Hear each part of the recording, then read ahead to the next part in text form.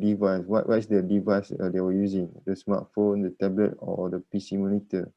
Because this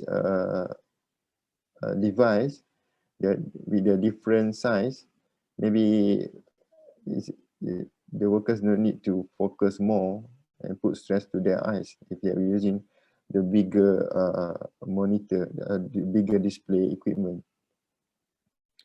And maybe the illumination level, are they working during the daylight or at the night? And if they have the adequate natural light, or maybe you can consider the likelihood from the factor of frequency. How many times they work with the display equipment in a single day, or maybe the duration of working, how many hours your workers must work with display equipment at home. This is some of example how we can consider the likelihood.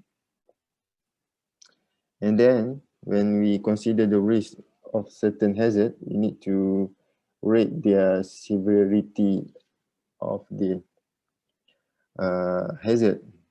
For example, here from the catastrophic, which involve death or serious bodily injuries, and all the way to the negligible, which is accident that do not cause any injury. And we can rate it from the, it depends on your how you justify your severity level.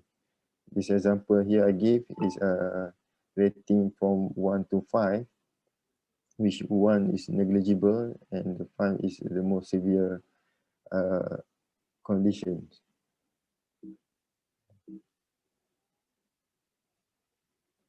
And then from both the severity and the likelihood, we can have a risk metric by multiplying both the factor based on our rating.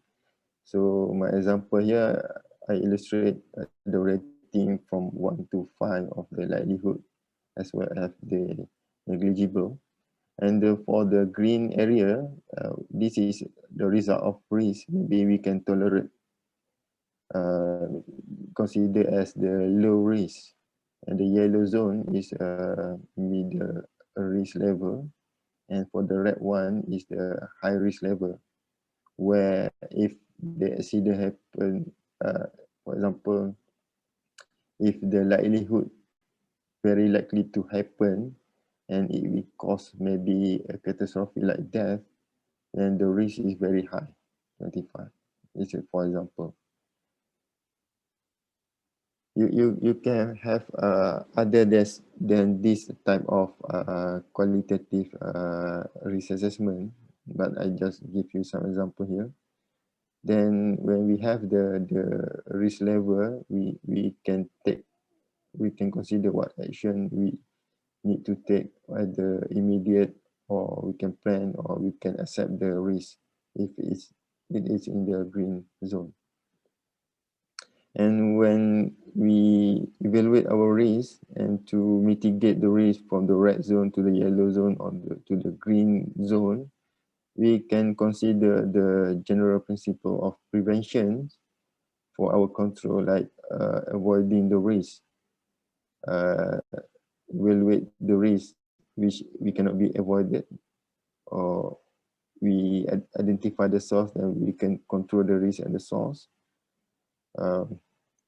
or adapting the work to the individual, and maybe follow the adapting to the technical progress,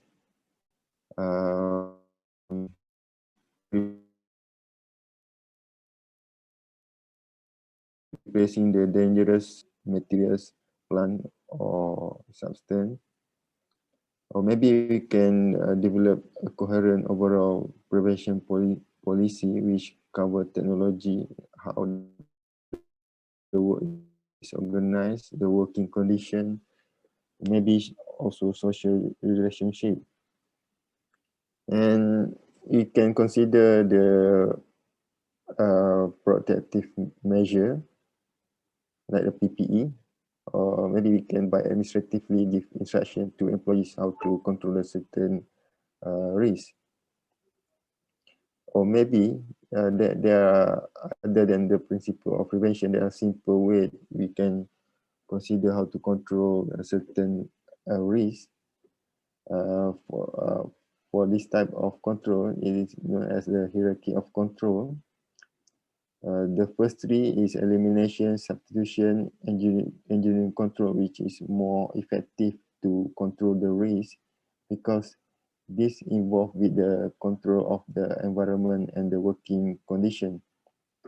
But another two bottom here for the administrative control and the personal protective equipment, this rely on the human.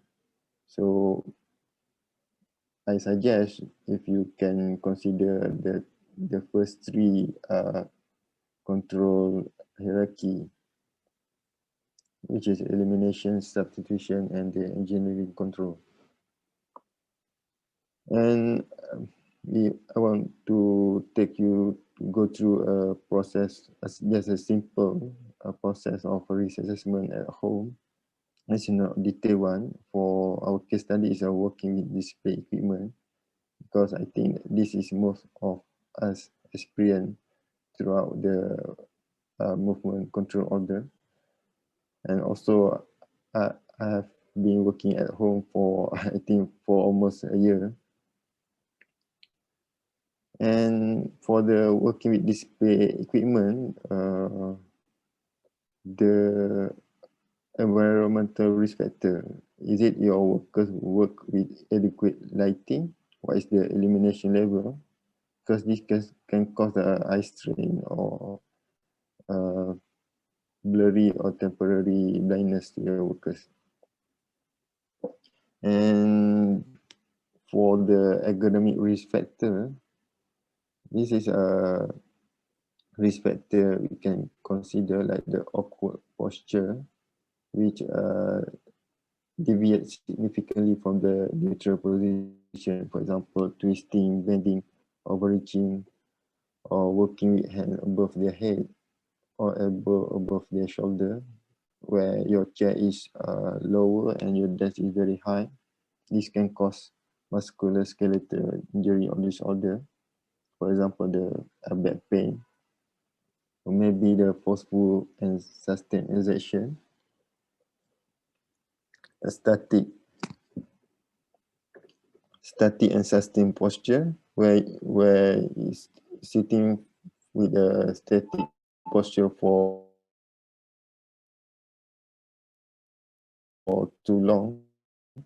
This can also cause fatigue, pain, and injuries that give rise to the contact stress and the repetitive motion. And for vibration, I don't think so. There's much related with the home working environment. Is if when your workers involved with any vibration equipment. Okay, this scenario is very possible to highly possible to happen if your workers leaning in a chair, and this is most can cause a very severe injury, like if they fall on the floor, and may cause a fracture to the bone for the worst case scenario. And we need to identify what is the hazard from this kind of risk.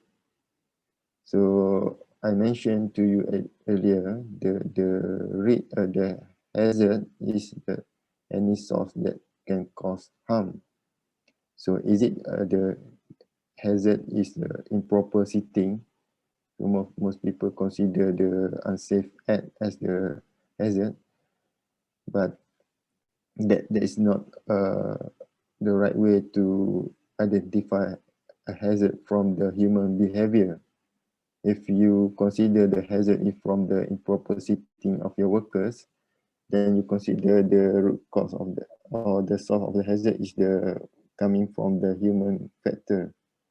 and let's say you control by training them to sit properly, then let's say after a certain time, the new workers coming in with the same behavior, then you will not resolve the problem.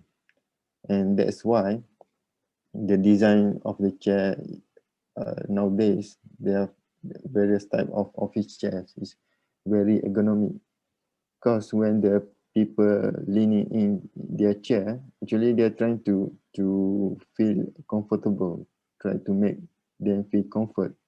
So it's not because the their behavior, but it is because the design of the chair is the source of the hazard. That's why the engineering control comes with the chair that can be inclined back and raised up or down to fit uh, various type of human behavior. That's how we identify the hazard, not just looking at the fault of the workers or looking at the behavior or human error that not solve the problems. So I did some example of risk assessment. This is for myself, I conduct at home, and you can go through this risk assessment. I might not go into the details because I was given not much time, from only 45 minutes. But this is an example how we conduct the risk assessment. We identify the hazard, for example, the awkward posture, and we identify what is the event and the consequence from the hazard. This is a assessment for display screen equipment task. For the event, it might cause a muscle stress with the awkward posture, and the consequence might cause the back pain. And from the table, I just rate the severity due to back pain as something not permanent as 3, and the likelihood I consider the working hours is about 8 hours without a proper work equipment, workstation, and the risk is 15, which is high. Then we propose the control measures by regular break or provide a proper workstation environment. Then this might reduce the residual risk to maybe 9. And this is just some guidance, but for your workers, please make sure you do a proper risk assessment for them. This is just some generic example I create for your guidance.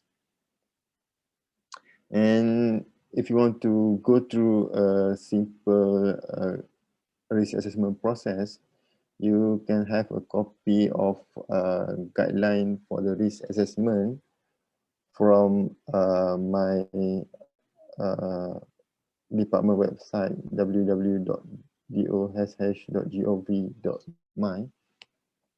It's a very practical way to conduct the risk assessment.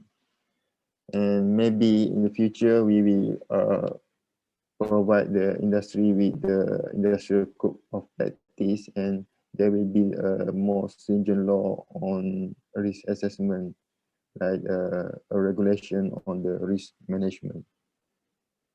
And for the home working environment, especially work with display equipment, I suggest you download a copy of ergonomic risk assessment, because the method to conduct the ergonomic risk assessment is quite different, but the principle is the same. You can go through this guideline. You have a very details what need to be done with the with a very good checklist and very detailed one. And of course, when you have your risk assessment, you need to review if there is any accident or if there is any change with the work process, practice, or procedures of certain work activities. or maybe hazard, or maybe the authority can have the say for the requirement to review the risk assessment. And on the accident cases happen, what went wrong with the risk assessment? If you go to my department website, the Dosh website, most of the prosecution cases, I think there are a lot of cases prosecute was due to the risk assessment related issues. And most of the case, the risk assessment is very generic, and you, for the specific work activity, you need to conduct a specific work, and the risk from the risk assessment is they estimate the risk.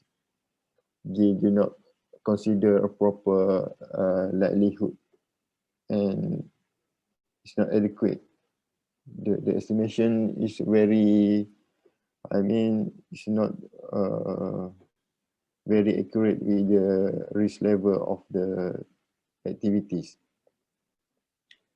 And the risk assessment should not be a single person task. It must be a teamwork to establish the risk assessment. And most of the time, the risk assessment is not same as the standard work procedure. They're supposed to establish the work procedure based on the risk assessment. And many people don't review their risk assessment after a certain period. And the risk assessment for certain work activities must be continues to be reviewed and not become a static document. Static document mean they don't review the document after certain years or even after the changes of work environment.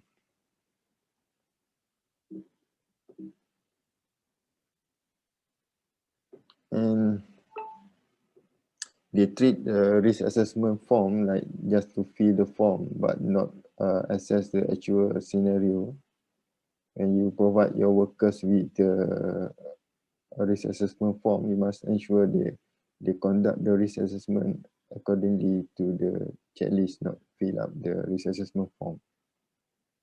And many leave out the high risk support activities like the, I mean, for, just for routine tasks, but they don't consider for non-routine tasks or additional support activities to the certain tasks. And they do not recognize and acting on all the legal requirements, like for a certain work activity that there are law that need to be followed, but did not include in the risk assessment. And they also consider the normal operation. For non-routine operation, they do not consider the risk assessment.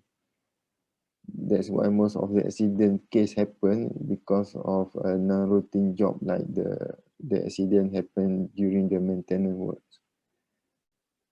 And when they conduct the risk assessment, they need to communicate to the workers or the frontliners and not become just a document for the sake of record. And many people conduct a risk assessment and focus only on safety rather than the health side.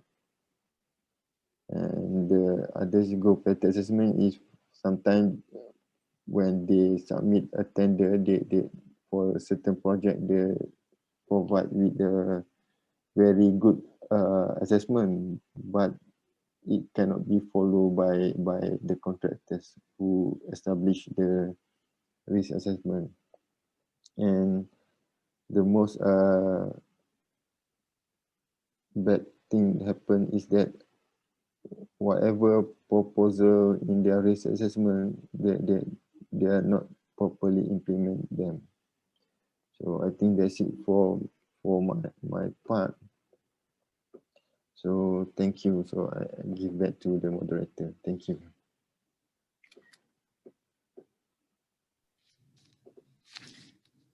Thank you, Engineer Tajul. Ladies and gentlemen, I would now like to invite our next speaker, Miss Andrea Clark, clinical psychologist from Relate Mental Health Malaysia, to share with us her experiences on managing anxiety of remote employees. You may continue to key in your questions using the Q&A function or raise your hand to ask your question aloud during the Q&A session. I hand over to you now, Miss Andrea. Thank you. Can you hear me clearly? Yes, Okay. I can. All right. I'll be sharing my screen right now. Okay, can you see my screen? Yes. All right. Okay. So good morning, everyone. My name is Andrea, and I'm a clinical psychologist from Relate Mental Health Malaysia. I would like to thank FMM for inviting me to have this talk today. And I would like to thank everyone for attending and being very interested in learning how to effectively manage remote employees. So seeing that I am a clinical psychologist, I'll be focusing more on the mental health aspect of managing employees, and especially about anxiety, because there's so many times where we only focus on the health part, like physical health, and we kind of forsake mental health, because a lot of times people always see that if we can't see something that's happening, we can just get over it, but that's not true. So today I'll be talking about how, even though mental health or anxiety is something that is a disease that's invisible, as an illness that's invisible, it really does affect our life. So mental health, what is it? According to the World Health Organization, mental health is a state of well-being in which an individual realizes his or her abilities, can cope with normal stresses of life, can work productively, and is able to make contributions to his or her community. So basically, mental health encompasses not only what's in your mind, but also your physical well-being, also your productivity, and whether you can carry out daily activities effectively. And mental health is a continuum. So it's not like if you're sick or not sick. Actually, there is a severity towards it. So someone who is mentally healthy, they will experience things like normal fluctuations in mood. So certain things will make them upset, but other things make them happy. Their sleep patterns are good. They are physically well. They always have full of energy. They get rested after a good night's sleep. They have consistent performance, and they're socially active. And once we see reacting part is where they have maybe a little bit of stresses or a little bit of distress. So that's where people are experiencing nervousness, irritability, sadness. They have trouble falling asleep maybe. They feel tired or low energy.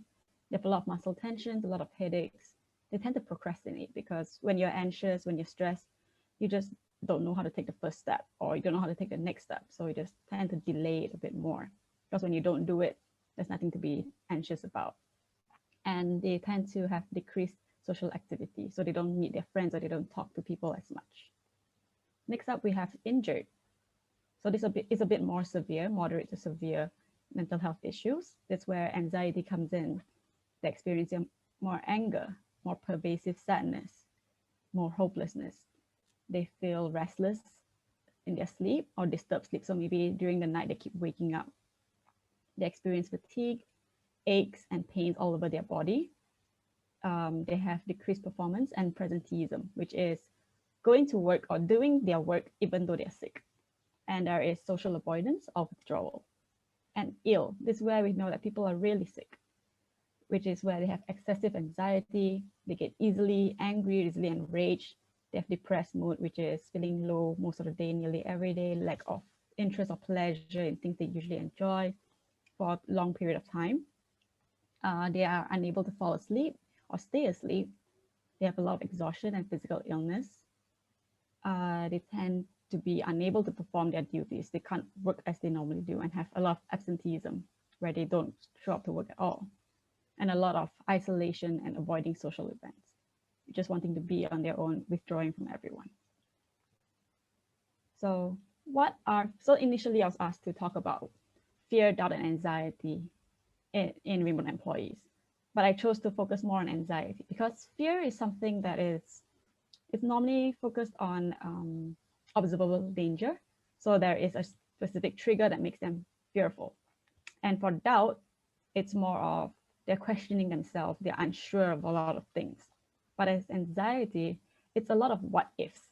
What if I don't do well at work? What if I get scolding from my boss? There is no specific trigger to it, but they're feeling very uneasy, feeling very restless, feeling very worried and very nervous. So fear and anxiety, how do we differentiate them? They're very similar in a lot of ways, but the differences are fear is specific observable danger. So maybe let's just say I saw a snake and I'm not sure if this is venomous. So I'm very scared of it because it's attached to a specific situation or circumstance. And in this instance, it will be the snake. Will it attack me? How do I protect myself? So this fear is very much self-focused. You become on high alert and it will initiate a fight or flight response, sometimes even freeze, because you just want to, it's a protective mechanism for survival and you just want to protect yourself. And this is what fear does. However, anxiety is something that's very unfocused, very objectless and future oriented. So as I said before, there are a lot of what ifs. Like for me, let's just say for me, when I just got this talk or this invitation to have this webinar, my fear was like, what if I don't do well? What if they hate me? What if they will be judging me? But no one has ever said anything about judging me or anything about hating me. So there's no triggering stimulus, but I'm already anticipating a threat. So I may be chronically vigilant. I have a fear of doom, like, oh yeah, if I'm not good at this talk, it means I'm not good at my job. And I'm feeling of dread. So I just don't want to come to this talk. So there's maybe certain things that I may be anxious about and how it may play out. So even though anxiety a lot of times is debilitating, a lot of times it affects you in ways where you just can't be productive or can't just carry out your daily routine, it can sometimes be a source of strength and motivation or productivity. So if I was so anxious about doing badly at this talk, using this anxiety, I can also look at it as, okay, I am anxious, but what can I do about it? So I can prepare more, I can look at my slides more, I can just edit it a bit more, get a second opinion from my colleagues, those kind of things. So it can be a source of motivation as well. So in essence, anxiety is the persistent and excessive worry that does not go away easily over time. So even though the trigger is gone, or supposed trigger is gone, you're still anxious. A lot of what ifs, and your mind is always in the future. It causes people to feel fearful, frightened, or distressed for no apparent reason. And these feelings or these worries would interfere with daily functioning. So what could employees, especially remote employees during this pandemic, be anxious about? It can be so many things. Like Engineer Tajul was mentioning about, there's isolation. So they may be anxious about, how do I get support? How do I get the normal? Miss Andrea? Yeah? Miss Andrea, a few participants cannot hear clearly. Okay. Your volume? Yeah. All right, I'll pick up my. Can you hear clearly now? Yes, much better. Okay, sorry. All right. So what could employees be anxious about? So like Engineer Tajul mentioned, there's isolation and there may be a lack of support, especially if you're working remotely. So they could be anxious about what happens if my system crashes? Who's going to support me? Or they may be anxious about pay cut or retrenchment or just losing their job, because that happened a lot last year, especially because companies are not doing well as well. So these are a lot of things that employees could be anxious about and that could really, really affect their functioning at work itself or even in their daily lives. And other things that employees or remote employees would be experiencing other than anxiety is loneliness, because you are working alone, you're working remotely. Maybe you do go to cafes sometimes, but it's not advisable right now. You're not with your usual support system of your colleagues who are normally near you, and they may be experiencing uncontrolled fear. They may be experiencing pervasive anxiety. May be experiencing a lot of frustration because they just don't know what to do. They don't know how to get used to this life, get used to this supposed new norm. And there's a lot of lifestyle adjustment stress, like maybe you're living with a few young kids. How are you going to balance your work while taking care of your kids? Or maybe you're living with your parents or grandparents. How are you going to take care of the elderly while also balancing your life? And they may be also experiencing their own mental health conditions that were already there. So adding on with this stress, adding on with this anxiety, it just makes their life a bit more stressful. All right, so pandemic. Pandemic has been just super uncertain for us, right? But there's one thing that's good about it is we can learn from it and we can apply it in the mental health setting, especially in anxiety as well. So what does KKM always say? KKM always says, know the symptoms of COVID. Like if you have sore throat, if you have shortness of breath or fever, go and get it checked out. And preventive action for COVID, it would be wearing a mask, sanitizing your hands, avoiding social events, physical distancing. And if you do have any symptoms, do seek care immediately. So we can learn from the pandemic using these 3 steps in our mental health journey as well, especially with our remote employees. So first thing, knowing the symptoms. How do we recognize that our employees or even our colleagues are experiencing anxiety? So these are some ways that anxiety may play a role or may show themselves in people. So if someone who is anxious, they may be thinking that people dislike them, even though no one has ever said so. You may notice that they are randomly irritable or lashing out. So little things would trigger them and they get angry easily.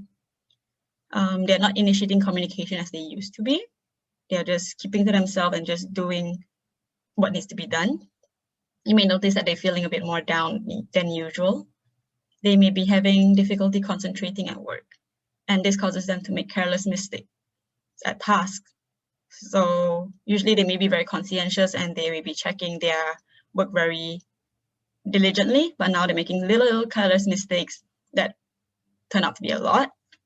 And they may be not as participative in work activities, if there are any work activities, or maybe even group discussions. So usually in meetings, maybe they used to be very active, but now that everything's online, maybe they're not active on the WhatsApp group or in the Zoom meetings. They may be not completing their work on time, missing deadlines, and they may also have a delay in replying emails or texts. So these are some ways. There are many more other ways that people have anxiety and how it may affect them. So now that we know what the symptoms are, how can we prevent it? How can we help them? We like to go by this acronym of REALM, which includes rest, eat, being active, love, and mindful. So rest. As employers, we should always encourage a work-life balance, because in the office, work is maybe 9 to 6, and after 6, maybe sometimes you do have OT, but there is always a cutoff point. But I've noticed that when we started from working from home, we tend to start replying emails even at 10 p.m., 12 p.m. if you're on a bed, replying emails, checking our work. Where is the balance there? Why is there no more cutoff time? Why does work never stop? It seems like our working hours, even though we're working remotely, has extended to beyond 24 hours a day. And that's not healthy, because there is a break for a reason and there is working hours for a reason. So encourage them to have that work-life balance, to schedule time for work and have a cutoff point so that they can carry out their lives. Maybe playing with their kids, spending time with their parents, going for a walk. And second thing we could do is encourage them to have a mindful reset.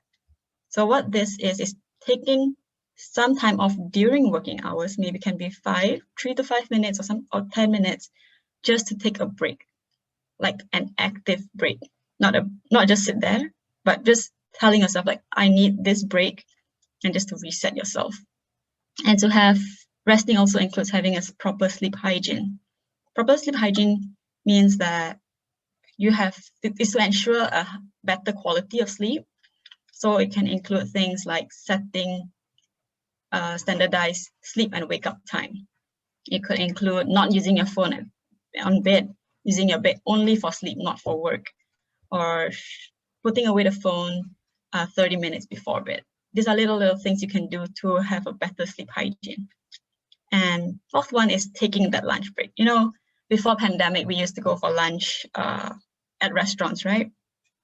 And during those times, we would always take that 1 hour because it takes time to go to the restaurant, order our food, get our food, and go back to the office. So that 1 hour is always used.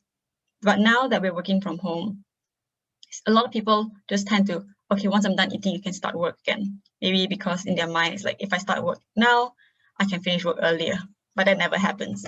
So encourage them to always take that lunch break. That 1 hour break is there for a reason again. It has been researched that having that 1 hour break could help you improve your cognitive functioning, could improve your mood as well. So always take the full break. Even if you're not eating for 1 whole hour, but just take that break and just stop working for that hour. And have a routine to separate work and personal life. So this is in line with the first point, which is work-life balance. So for me, once I'm done with my workday, my routine would be shower and change my clothes to a housewear, as I would after a normal working day at the office. So having that routine, and then shutting off my computer. So having that routine every day would set your mind and make your mind know that, okay, work is done, my day of work is done, now it's my life.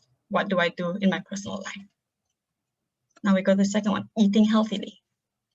So I think everyone knows that we should always eat healthily, but we never do it. So encourage your employees to, or your colleagues, to have a healthy or balanced meal. And this could help you with your mental health as well. Next is to have an active lifestyle. It is recommended to have 30 minutes of exercise every week, 3 times a week. And research has found that exercising at work has found to immediately improve mood and cognitive functioning. So you could schedule in, it could also help you with like teamwork. So maybe schedule in 10 minutes of easy workout during work hours with colleagues. It could be little stretches or this thing called chair yoga now. So you can just do yoga at the chair, on your chair at your workstation. Just 10 minutes is all you need during working hours to help improve the mood and help them reset their mind once again, because it does improve cognitive functioning and mood. And once, if your employees have a good mood, they'll be more willing to work. So you can encourage them to choose varied and doable exercises like walking, home workouts, following YouTube videos, stretches, Pilates, anything that's easy for them and varied so that it's more interesting and more fun. Love. How do we build love in a company? So what we want to do is actively build positive relationships with everybody, to show them that you really care, to show them that you're sincere. And what we can do is we can find out what employees need to feel supported. Instead of imposing what you think would help them feel supported, ask them, how can I support you better? What could help you feel better? Maybe get to know what's happening at their home. Maybe they have a sick parent. Maybe you have a sick child. So ask them, how could we help you? How could the company help you feel supported at your home while you're also doing your work? So it could be done by one-on-one check-ins or team check-ins. So I know it's hard to do one-on-one, especially if the company is really big. It takes up a lot of time and it will take up time from your working hours as well. So you can check in with them through Teams. So maybe during team meeting, just check in with them, have a mental health check-in or anxiety check-in, like, how are you doing? How are you coping? How can we help? When we can also model supporting behavior so that they can learn how to do it and they can do it on their own. So what you can do is during meetings, you check in on them, show them that you care. And it's like, you know how when you have random act of kindness, they will pass it on. So once they see like, oh, wow, my colleagues really care about me, maybe I should care about someone else as well. So once you model that supporting behavior, they would carry out with other people in their company as well. So create a team culture, have the leaders check in on them, have them check in on each other, have colleagues check in on each other. Make it more supportive, make the environment very supportive and very loving. And the last one would be to be mindful. So take a break from yourself once in a while. Because a lot of times we are stuck in our head, we are so anxious, we are so worried, we're so stressful. So what we want to do is want to acknowledge what's happening internally. Ask ourselves, what am I feeling? What's going through my mind? And then connect physically. Connect. Ask yourself and look around or feel around. Where do I feel tension? Is it in my shoulders? Is it in my neck? Is it in my back? And engage externally. Look around you and just look around and just notice your surrounding. What do I notice around me that I've never noticed before? Oh, maybe there's a scratch on my laptop. Maybe there's a crack on my mug. So by doing this, it brings our mind back to the present moment. Because when we are anxious, our mind is in the future. Or when we are sad or depressed, our mind is in the past. But it's not where we are right now. And we were stuck in those mindset of being in the future or being in the past for too long. It really, really affects us physically as well. So what we want to do is bring our mind and body back to the same place. And we can do this by acknowledging internally what's happening, connect physically with our body, and engage externally. So the key point is that consistency and persistency is key.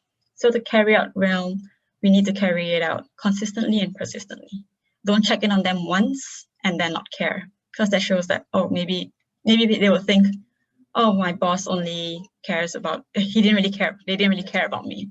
They're just asking for the sake of asking. But if you're consistent in it, check in with them once a month, once every few weeks, it shows them, oh, wow, this company actually cares about my well-being and not just wants me to work. Okay, and seeking care immediately. So once that you know that they have symptoms or you have symptoms in your own, seek care immediately. And this is why.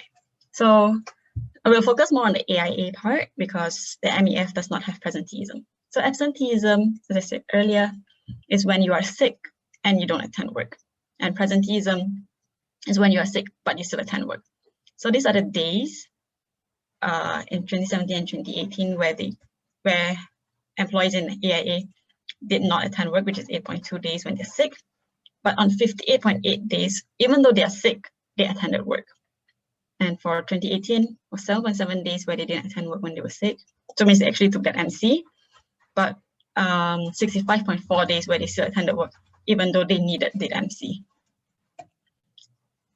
And this is the estimated cost of mental health in workforce in Malaysia in 2018. So when an employee is sick and they take that MC, it would maybe cost the company 214 ringgit per employee. However, if they do attend work while they are sick, it costs the company 644 ringgit per employee. So that's a lot. Even though we think that, oh yeah, we are sick and then we come to work, it should be good because we're still doing work. But no, you're actually costing the company and it's costing yourself and your health.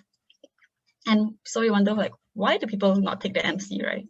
So it may be, research show that it may be because of company policies that they don't encourage taking MC or they look down upon it, or maybe the employee feels like, oh, there's too much workload, or there's lack of workforce, lack of support. That's why they still come in for work. But now looking at the numbers, it really does cost you a lot, cost the company a lot when the employee comes into work even though they are sick. So this is why we should always invest in mental health and always prioritize the mental health of our employees. Because poor mental health costs 14.46 billion in 2018. And the World Health Organization found that for every $1 invested in mental health, there are $4 return in better health and ability to work. So every time we invest in our employees' mental health well-being, they actually perform better, and this gives companies revenue as well. So how do we support others? How do we support our colleagues? How do we support, it can also be applied to your family or friends, but here I'll be focusing more on how do we support our employees and our colleagues. So what we want to do is we want to treat the person with respect and dignity. We do not want to stigmatize them. We do not want to judge them. We do not want to look down on them, because if you do not look down on someone who has flu, why do we look down on someone who has depression or anxiety? It's just an illness that they have, and it's something that they can manage. So treat them with respect, understand where they're coming from, have realistic expectations for them. Now that we know how anxiety may portray themselves and how it may affect them in their lives, have realistic expectations and know that certain times, certain days, they may not work 100%. They may not be performing at 100%. Because we are humans, we are not robots, right? There are certain days where it's like our off days. And we ourselves can't perform 100% every single day. So have realistic expectations on them as well. Encourage them to talk to you. And if you're busy, or maybe if you're not that close to the employee, encourage them to talk to their colleagues, talk to their team leaders, just to talk. Mental health, anxiety, depression, all these should not be a stigma. It's something that people go through and something that should be talked about. So be a good listener to problem solve effectively. Don't judge them. Don't try to invalidate them. Don't try to impose your ideas on them. Just ask them, listen to them, ask them if they would like advice or they would just like support. If they like advice, you could give them some advice. Or if they want support, ask them how you could be a better support to them. Should you refer them to other people, or is them just talking to you good enough? Offer consistent and regular emotional support and understanding, as I mentioned earlier. Persistency and consistency is key. And learn more about mental health conditions. So that's why I said I was very glad that so many of you were interested in this topic of better managing, more effectively managing your remote employees. So attend talks, more talks like this, or there are some free webinars or live streams online that talks about mental health conditions. So just learn more about it, understand more. It can help you understand yourself as well. And a lot of times we are unable to help employees or our colleagues or friends or family. So encourage them to seek professional help. So they can seek clinical psychologists like me, or counselors, or psychiatrists if they need to. Just encourage them to seek help and to talk about it. What we shouldn't do is we shouldn't blame them for struggling. They do not choose to be anxious. They do not choose to be depressed. They do not choose this for themselves, because it is debilitating and it is very tiring to go through all this. So don't blame them for struggling. Don't assume that they are lazy. Don't assume that they're slacking. Don't assume that they're just wasting time, or don't assume that you know exactly what's going on. Talk to them, ask them, support them. Don't force solutions on them. So even though you may have gone through similar situations or similar experiences, it does not mean that what worked for you will work for them. So maybe you tended to isolate yourself, but maybe that's not how they feel supported. Maybe they need to talk to people. So don't force solutions on them. And don't use stigmatizing or judgmental language. Never tell someone that something's wrong with you, because there's nothing wrong with them. There's nothing wrong with having anxiety or depression or any other mental health issues. It's just something that they have and something they can manage. And there's no such thing as people like you. What does that mean? People like you have anxiety? You don't say that about someone who has a fever, people like you who have fevers. So they are just people. We are all just people, and we are experiencing different things. So don't judge and don't stigmatize. And how can we have supportive communication with our colleagues or employees? One thing we can do is we can provide a rationale for our request. You can tell them, explain to them why this request needs to be done, or why this job needs to be done, and why the deadline is so tight, and can offer choices. So once you understood that they are struggling and that they may not be able to work at 100%, ask them, how can we work this out? How can you feel supported or feel safe while also carrying out your job? So maybe it can be sharing the workload, maybe it can be a later deadline, or just different ways on breaking down the task, making it smaller so that the job still gets done, but they still feel supported. Empathize with them. Try to understand where they're coming from. Try to understand what they're going through. And minimize controlling language. Instead of saying like, I want you to do this, I demand this from you. Just tell them, like, goes back to the first point, which is provide a rationale. So let them know, like, so this is important for our client and we need to get the shipment out by when. So I hope that we can find a way to get this done. And one of the main things to remember is that your team's mental health well-being starts with you. So you need to take care of yourself too. Don't always look or taking care of others without taking care of yourself. So you have to model self-care and self-compassion, and practice realm on your own. Have a good sleeping habit, eat well, take your own breaks, have that work-life balance for yourself, seek help if needed, talk to people if you need to, and have self-compassion. Even though your colleagues or your employees may not be feeling the best, it's not your fault. Yes, a lot of times stress is induced from the workplace, but it's not your fault. You did not cause this. So be compassionate towards yourself, be kind towards yourself. Have wellness breaks. Schedule those breaks for yourself, schedule some me time or some family time. Just get away from work once in a while. And can address workplace loneliness through social meetings and encourage conversations. Tell them, like, I understand this remote working, it may not be working out for everybody. We do feel lonely, we do feel stranded sometimes. So talk about it. This is not a taboo. This is something that people experience, and it does not make you weak. It makes you human. So talk about it during your meetings, encourage conversations with people, encourage conversations between bosses, between employees, everybody, and offer increased psychological resources and support to employees. So maybe you could refer them, or you could sign up for something called EAP, Employee Assisted Program, with some centers to that. So means that your employees can sign up for this package, and then you can send your employees there for therapy.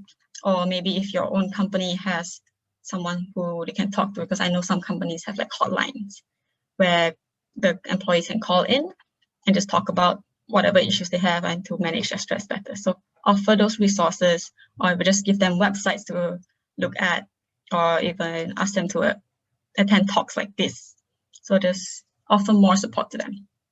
Have clear and transparent communication. Be clear about what you want. Avoid ambiguity. Be clear that, and be transparent that you are struggling too. You are human, and as a boss, I think there's a lot of stress, or as employers or as managers, you have a lot of stress in regards to the company, your company's well-being, and your employees' well-being. So be transparent about it and acknowledge the challenges that all of you face. Okay. So that's it for my talk today. Thank you. Thank you, Ms. Andrea. Ladies and gentlemen, we have reached the Q&A session. This session will involve Engineer Tajul and Ms. Andrea. So let's go to the Q&A function.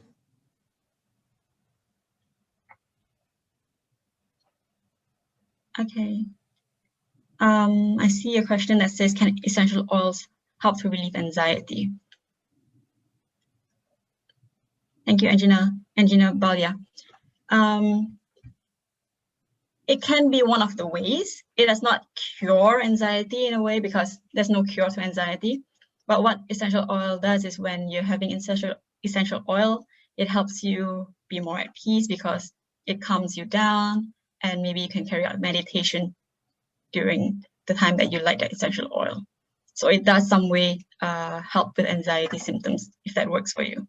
But some people may find that essential oil smell is too strong, so that may not work. So they can try out different techniques like meditation, mindfulness, deep breathing, progressive muscle relaxation.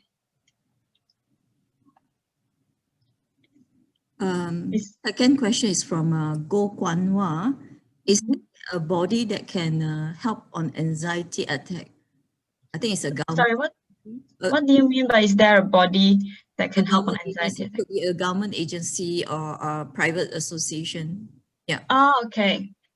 All right. So organization. All right. So I think all psychologists could help you with that, or therapists. So we can see either counselors or clinical psychologists, or even psychiatrists that can help you with anxiety attacks. So what they would do during therapy is that they will address the issue, or try to find out what is contributing to this anxiety or what's maintaining it. And they'll teach you skills on how to manage it better. So as I said earlier, that could be breathing techniques, mindfulness, and progressive muscle relaxation. So yeah, and you can go to like hospitals as well. All right, I believe that answer goes questions. As for Engineer Tajul, he has written all the answer, the questions.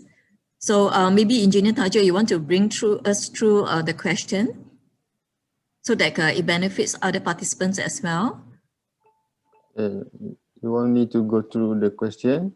Yeah. How about we go through Encik Khairul, Faizi, Ahmad question. The question is it legal a requirement to have the risk assessment and company policy with regards to work from home practice given the current pandemic manhunt? Tajul? Okay, so I'll write the answers. So actually the risk assessment, if you read the law, OSHA, the Occupational Safety and Law, under the section 15, there are requirements for the employer to conduct a risk assessment for their workers while they are at work. So safety and health policy is a mandatory requirement. And for home working environment, I believe we need to establish additional policy when work at home to prevent future dispute between employer and employee. Okay. Encik Khairul also have another question. That is a HSE incident while working at home, example back pain due to poor ergonomic. Does it consider as work-related injury that needs to be reported to DOSH? Okay, so my answer is if that's the case, you need to report to the authority for Dosh, to the Dosh. But please make sure you're going to report the case. You need to have a proof like the medical report, maybe the task given to you and during you conduct that activity, or maybe time you accomplish your task, and when you are diagnosed with the back pain. I think that's important for the authority to investigate if that's due to the work related, or maybe due to other things that not work related. Encik Khairul also has posted another question. Is it legal requirement to have the risk assessment and company policy with regards to working from home practice given the current pandemic I think it was asked. I think that it's redundant. Encik Khairul posed two questions, but I think it's repeating. Okay, let me go to Rosniza Mohamed Rezwan question, which is also in the typewritten answer. Can employers be held liable for any incidents or accidents happen while working at home? Yeah, like I answered just now, employer, they have a mandatory duty under the section 50 of the OSHA to protect their workers while work at home. And if the accident or accidents while at home, the employees may have responsible. They need to prove, I mentioned just now, the accident happened while they at work. And that's why for the employer, they need to have a policy for their workers. And when you have a conduct a risk assessment, that may prove that you have take a necessary step to prevent your workers. Because if you don't conduct any risk assessment, what is your ground to defend that you have done something to protect your workers? So it is important to have a risk assessment, and maybe you need to establish a safe work procedure or SOP. Yeah. Okay, there's no additional question right now. While waiting for question to be posted by the participants, we still have roughly about 20 minutes to go for this Q&A session. So participants, please continue to type in your question, or you may raise your hand if you want to ask question aloud. But meanwhile, Engineer Tajul has a poll that he would like to get your opinions. So ladies and gentlemen, please look out for this poll, which will be launched now. It will take roughly about 1 minute of your time.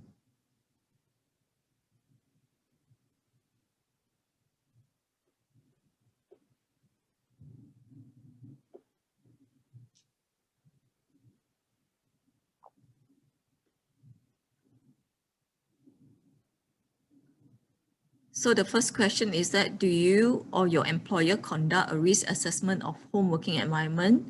The second question is, do you or your employer provide your workers with comfortable and ergonomic workstations or equipment to be used for working at home? Example, chair and desk.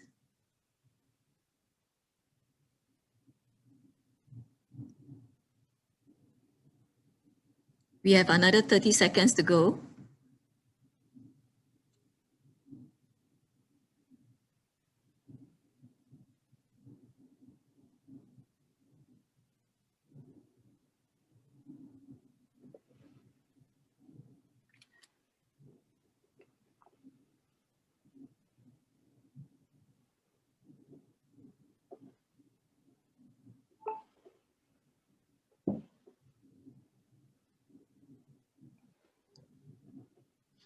Right. I believe we will stop now for this polling, and let's see what's the result.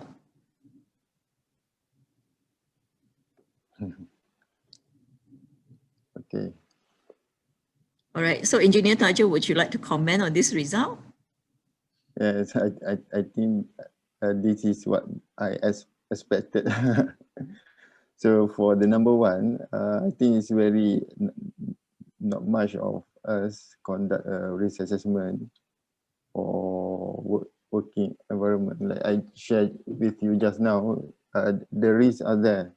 So I think maybe you can start to conduct the risk assessment as my suggestions from what I share with you guys today.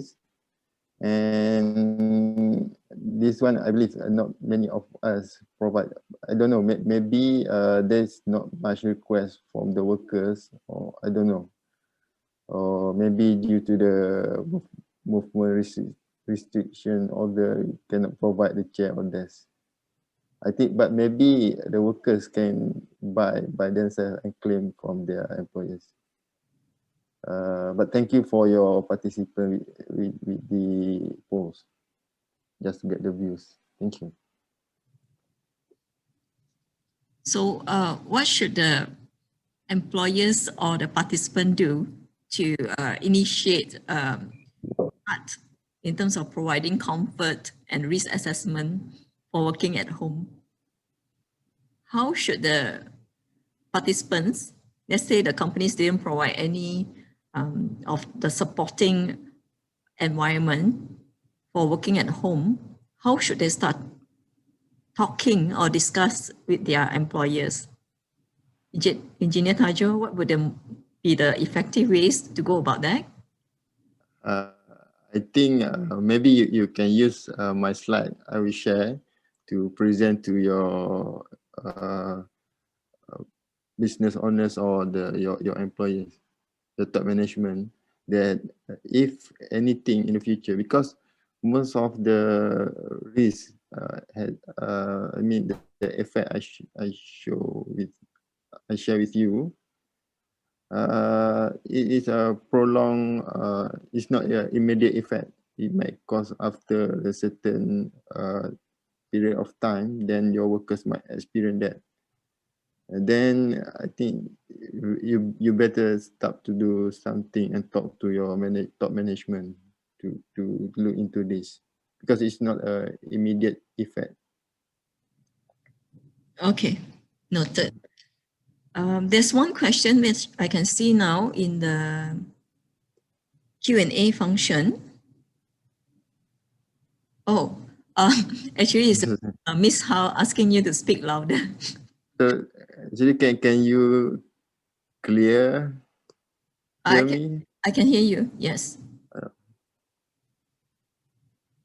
All right. So ladies and gentlemen, do you have any more questions that you want to ask Miss Andrea and Engineer Tajul?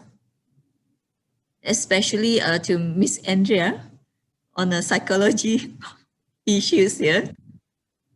Okay, maybe we answer the question that just came in from Umar Shanga. Said morning, did DOSH notify the requirement to establish policy for work from home to companies? Did the Department of Occupational Safety and Health, have they sent out any circulars to companies regarding this requirement to establish policy for this working from home? Engineer Tajul? Thank you, Mr. Umar Shanga.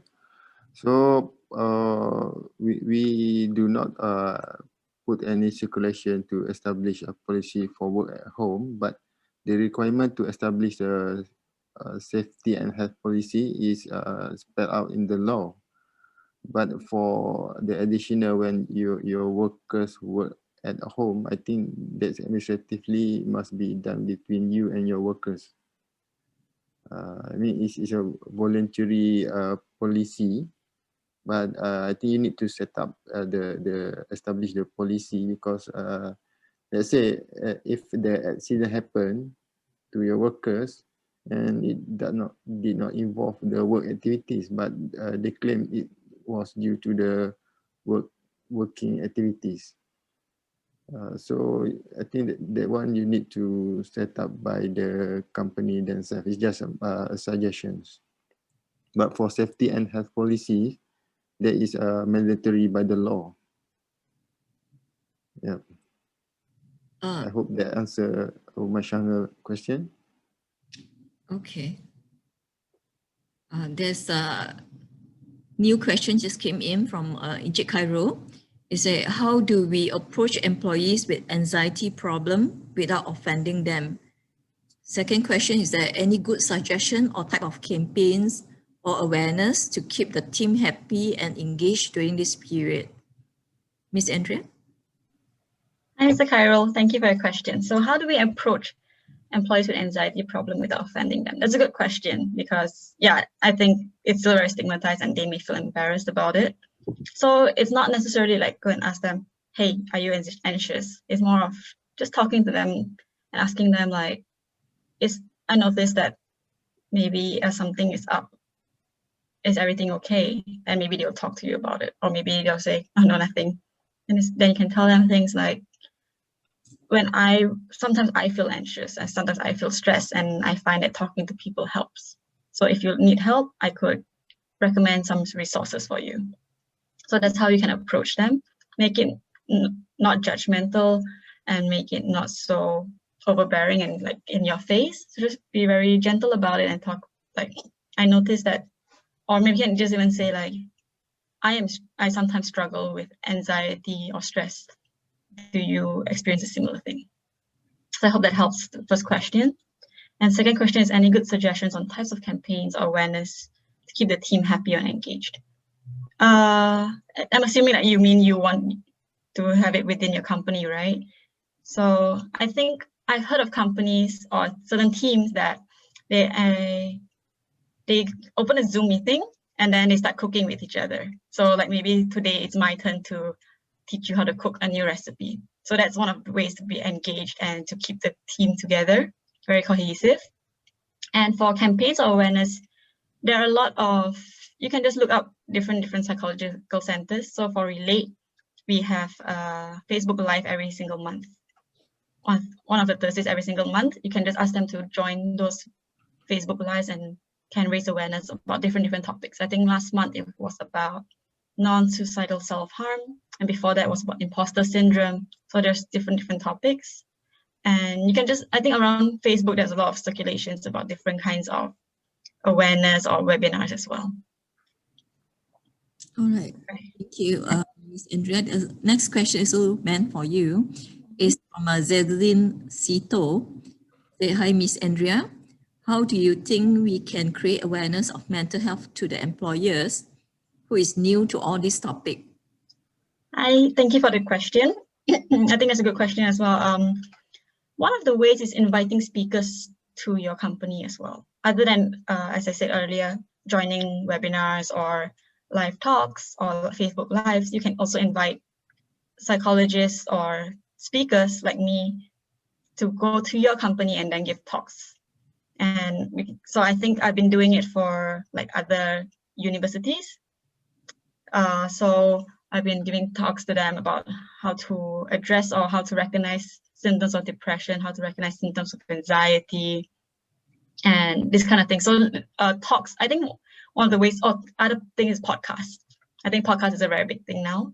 So just encourage them to listen to podcasts, encourage them to attend talks, or bring in speakers to your company. And that can help raise awareness, because a lot of times we are suffering or we are going through a lot of things that we cannot put a name to it. And this is one of the ways you can do it. I hope that answers the question. All right. Go Kwanwa asking, what do you do? A trainer? I'm not a trainer, I'm a clinical psychologist. So what a clinical psychologist does is I do assessments. So it can be assessments for intelligence, personality assessments, or mainly I do diagnostic assessments, which is going through questions with you and checking if you have any mental illness, such as depression, anxiety, PTSD, OCD, this kind of things. And I also have therapy with them. So I'll be helping them recognize their thought patterns, recognize their emotions better, and find ways to manage their thoughts and manage their emotions and just have a better life. So yeah, I'm a therapist, basically. I'm not a trainer. Yeah. Just one question from me is like, how long, let's say a company recognize that there are a few employees help, the staff need help in terms psychologically need help. How do they go about that? Do they, can they register the staff to go through the psychology counseling? Do they need to get approval, the consent of the staff first before they proceed ahead? Okay, that's a good question as well. Definitely you need consent, because therapy is very much confidential and it's very much voluntary. So you cannot force someone to go and seek help. So you can, so as I said earlier, there's something called an EAP program that many centers have. So maybe a company, so FMM maybe can just go to the center and then register for this EAP program, whereby they can allow their employees who are voluntary to seek help. And so FMM pays for it, pays for that program, and the employees can go and seek help at a discounted price. So it has to have their consent, and the company needs to understand that even though you're paying for it or even though you're encouraging it, what happens in therapy will still maintain confidential, and it will not be given, or information will not be given to the company. Does that answer your question? I think, yes. Okay. Right. The new question just came in from Jesslyn Sito. There's a general perception that someone who is mentally tough has good mental health. How do we reach out to those employees and let them know that it's okay for them to share their vulnerable side and there's a support available for them? Okay. So as I said earlier, which is do modeling behavior. So other than modeling support, also model vulnerability. So that's why I was mentioning about acknowledging your own challenges. So people always look at bosses as people who are really tough, who are very resilient, right? Or employees or other colleagues, they always see themselves as more weak. So once you acknowledge your own vulnerable side and acknowledge your own struggles, that's where people will learn. So like how we always know that you cannot teach your kids not to smoke if you're smoking. So you have to model not smoking for them to learn that smoking is not good. So similarly with vulnerable side, show your own vulnerable side. Be willing or be brave enough to acknowledge that you have a vulnerable side, and that does not make you weak. It makes you even stronger actually to have that first step or to take that first step. So model that behavior, model that you are human and that they're all human and they could learn from it as well. Okay, we will answer Encik Mohamed Isa question before we proceed to those who have raised their hand.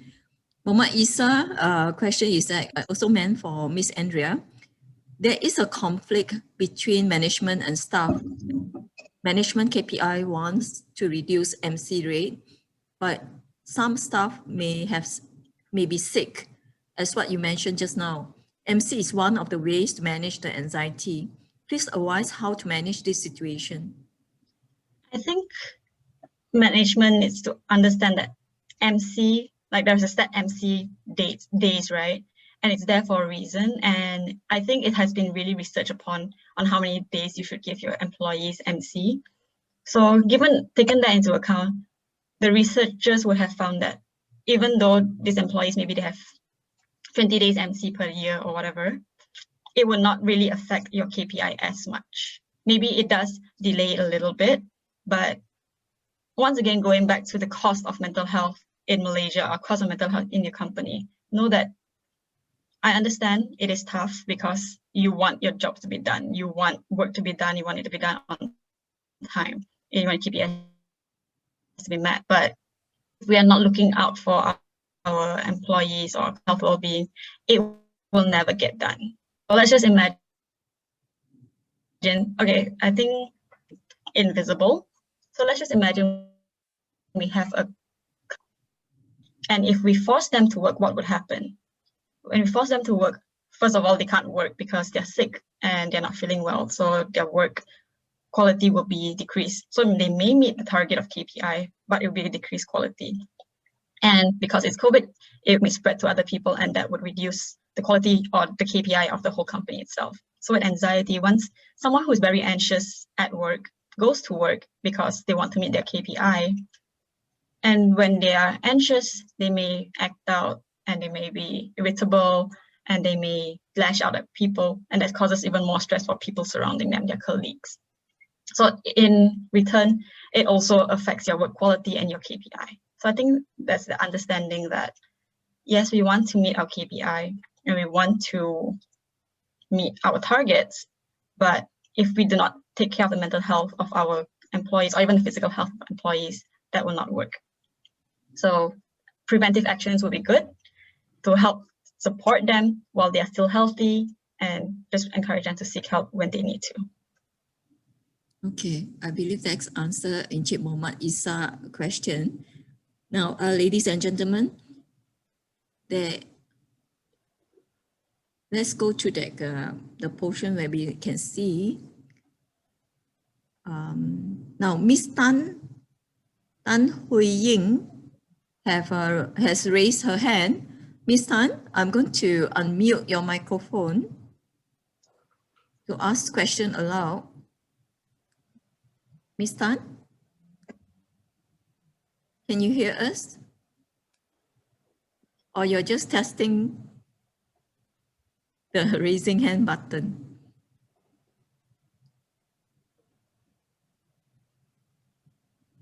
Okay, I believe Miss Tan is just testing the button here.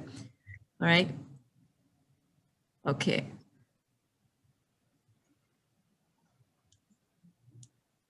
All right. In that case, ladies and gentlemen, I think we can conclude this Q&A session. But before that, Ms. Andrea, would you like to add on any additional points that participant can take away? I don't think it's adding any more additional points, but it's reinforcing that mental health well-being starts with you. So before you take care of anyone, like, in airplanes, if you need to put on the oxygen mask, put it on yourself before you put on other people. So I think take care of your own mental health first, and then take care of the mental health well-being of everyone else. How about Engineer Tajul? Do you have additional points that you want to add for the participants? I think from the polls is clearly what I don't know the practice in the out there, but I think we cannot see as the risk to safety and health at home is we cannot take it for granted. So we need to start do the risk assessment and take adequate measure to reduce the risk from getting sick or affected mental health. Yeah. I think that's it from me. Thank you. Engineer Tajul, you mentioned just now that you have been working from home for about 1 year now. Is that right? Mm-hmm. Yeah. Oh, how does But it is I mean not for the whole year. I also work at the office. okay. So while working from home, what's the policy provided by DOH to the employees? Of course, we The comfort and the economic chairs and desks for you? not really, but we practice our home like the guideline I share with you. We have a guideline for work ergonomic working environment. If you don't have a proper work session, you need to take a regular break. Yeah, cannot sit for too long in a static posture. Then it will affect your muscle health. Yeah. I see. Okay.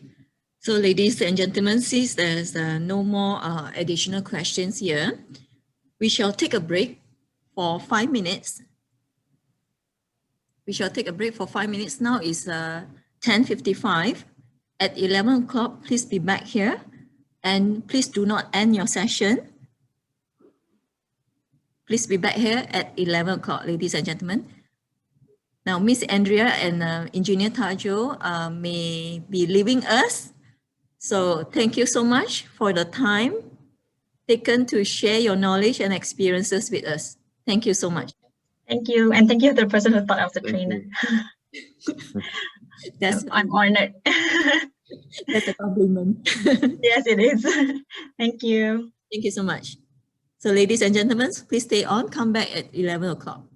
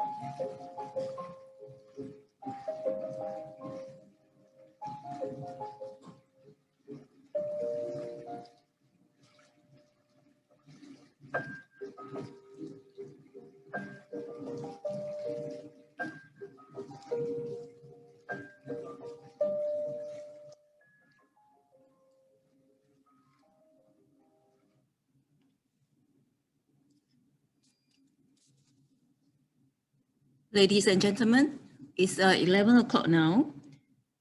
Welcome back to the webinar. With us now is our next speaker, Ms. Shobha Rani Paniel Selvam, the Head of Corporate Communications Department from Ramsor Group. She will present on how to establish productivity standards for remote employees. So over to you now, Ms. Shobha. Hello, everyone. Thank you so much, Paikun, for the introduction. First of all, thank you so much for FMM for inviting Ramsor Group Berhad for today's sharing session. And my name is Shobha. I'm the Head of Corporate Communication of Ramsor Group Berhad. And yeah, I think I will share my sharing session today.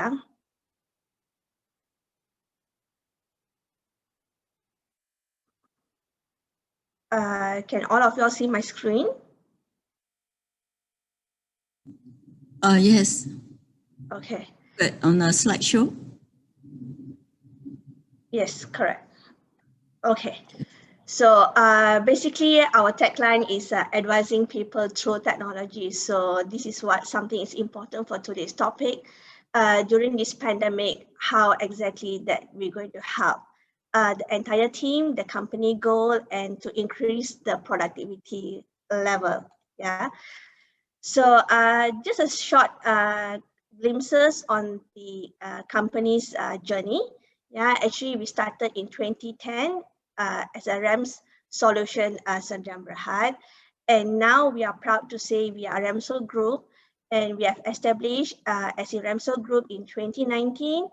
And I don't want to talk more on the journey side, and I believe the FMM will be sharing our slide to all participants later, yeah? All right. So these are the people actually behind Ramsor Group Berhad.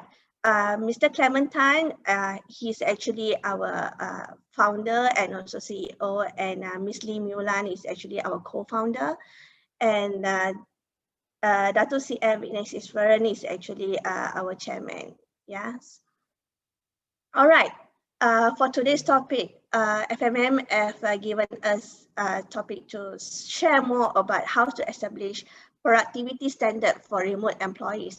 As we know that throughout the year, since last year, everyone is facing different challenges, different expectation in overall session, meaning to say that some employees take the privilege from working from home, and another side of employee, they are really working hard.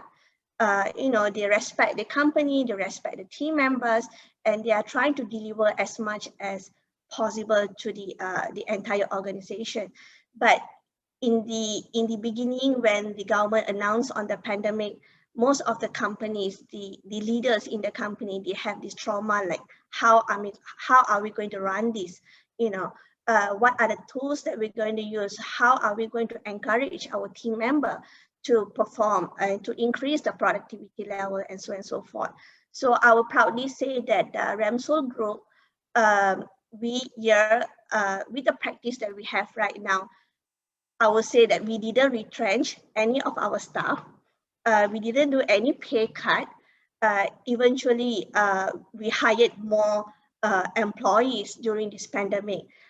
So I think this is important, to us to share and encourage other managers who's in this webinar today on, how to encourage your team and how are you going to release your stress, to make them to have the sense of belonging to the company. Yeah. So moving forward, these are the 8 elements that I believe we're supposed to, apply and to introduce to our team member. So first and foremost, when we know that this is the situation that we have to work from home, and you cannot be like too micromanaging your team member, and it create the anxiety, create the stress to the entire team, I would say. So basically here in the company, we have a clear goal, we have a clear set that are set by the management team, the operation side, whereby we have a clear policy. So when talk about policy, it's not like written like a boring agreement, but we have various tools. It's more engaging, and we have a standard platform throughout the employees that we are using right now. So as you know, like our group, actually, we are not only based in Malaysia, we have colleagues in Thailand, Indonesia, Vietnam, and also in Singapore. So it's not going to be easy for any of the head of department or the directors in the company to measure the productivity, level of productivity of the employee. So when you have clear policy, clear measuring tools, eventually it will ease the burden of the leaders in the company, and also it will make more engagement within the team members and also your other subordinates, I would say. So by having the point number one, that's how the measurement for the point number two will take into the place, which is the KPI indicator. So as I mentioned earlier, many of us actually we are unclear with certain elements when we say work from home. Do I still have to work from 9 to 6, or do I have to work on weekends? You know, do I have to work after 6? You know, this kind of confusion is always there. So, like in this organization, RAMSO Group, actually we have these measuring tools that we are using Bitrix. So in this Bitrix is like we can create our own tasks, we can measure the time limit, the time frame, who is doing what and what not. So all the other countries also using the same tools. When we use the same tools, it's easy for the leaders to measure and to analyze the standard of the product, the standard of the delivery method that used by the employees, whether how quality is the task, how much time that they're using it, and you know what are the achievements for each assignment that given by the management or by their team leads. Yeah, so we as a team leader, like I myself, I like to encourage them, I like to lead them and give them some what do you call that, the analysis or what exactly the management look into it. Not that simply, you know, they say that, oh, okay, ABC person is asking for this assignment, so can you just work on it? You know, then leave them blank over there. So I think we need to also understand on the employee side to increase their productivity is we as a leader, we need to encourage them in a way that, you know, what is the objective of this project, what is actually, example, okay, Mr. Clement, what he wants, what he's looking into it, what his goal by giving this project. So these are something is an indicator for us to measure. So creating a milestone for each task that you assign to your employees actually is very, very important. And it needs to be very clear, and you know, you must openly accept their idea as well. So, you know, it's like a win-win situation rather than, oh, okay, I as a head of department, you do what I give you. That is not, you know, it's create more stress and more anxiety, I would say. Yeah. So as for the point number 4, like use a task or project management software. So this is what I said earlier, that we are using several tools here. It is very costly to invest, but I think when we talk about work from home, this kind of tools that we are using, like Bitrix, like DocuSign, Sage, you know, we are using Feeds. So all these kind of tools that actually we are investing in to assist and also to relieve the burden that our employees actually facing. So in terms to measure the productivity at the end of the day, you know, when the project is done, actually it's very clear cut which staff actually have really putting on a lot of effort and which employee actually just taking things for granted. So you can see the ratio, and end of the day you can see the analytic, the research, whereby who you're supposed to appreciate, you know, who you can reward, that kind of measurement. So project management is very, very crucial as well. And it's also create the visibility of each individual in your team, right? So we can say, oh, I have SAP, I have Oracle to measure the key performance index. and this kind of materials, but apparently you also have to have a standard tool, which is all the employee of your company actually is using it, right? So and also you can track how much time employees are spending on the work. Example, you can give more than 10 assignment or 20 assignment, but there will be a certain assignment that they feel difficulty in to solve it, so as when you're using this kind of system, apparently that you are allowed to monitor your employee to see through which are the tasks that exactly they are struggling, how long they are what are the timeline, how many days, or are they skipping, or do they need extra time? So you can sit and talk to them, or you can analyze it more in depth. Yeah, so to track their workload also important, because you may have 5 to 10 or even 50 subordinate in your team, but not everyone is loaded or overloaded with workload. So when talk about work from home, it's not going to be easy, because you will have kids, you will have your elderly people at home, and you still clock in at 9 o'clock and you're trying to finish it by 6, but in between you will have your kids like calling you in, like you still have to entertain them, you won't have peace of mind. So we also have to understand the struggle and to track, exactly how is your team member is performing, I would say. Yeah, and also point number 5 and point number 6 actually is interconnected, whereby we estimate each and every task and we evaluate how good they are, what is their level, and how much they have helped the company in to progress or proceed with further. So it's when talk about the measure goals or progress towards goals and everything, it all comes with a system, and again everything come back to policy. So within the peers that I'm communicating with, other companies and my friends, quite a number of companies right now, they are not investing anything, and they don't have a clear direction, they don't have a policy per se. So they always have this hiccup whereby I'm feeling stressed, I'm feeling anxiety, I can't work from home, I don't have a proper channel to deliver my task. Or they will have a certain kind of complaint that, hey, look, my leader, I'm working so hard, but my boss don't recognize me, they are not rewarding me, they are not encouraging me, they feel demotivated. So these are, I would say indirectly, like what the earlier speaker spoke, Adria, on the mental illness and anxiety. So all this come into a consideration, whereby when you don't have a clear policy set by the company, definitely you will decrease the productivity level, and also you create more stress and more anxiety. So we as a team leads, as a head of department, we supposed to think every angle of our employee to see how good they are and what job they can do and how we can assist them. So when talk about productivity, is actually beyond that what we are seeing right now, especially when we are working from home.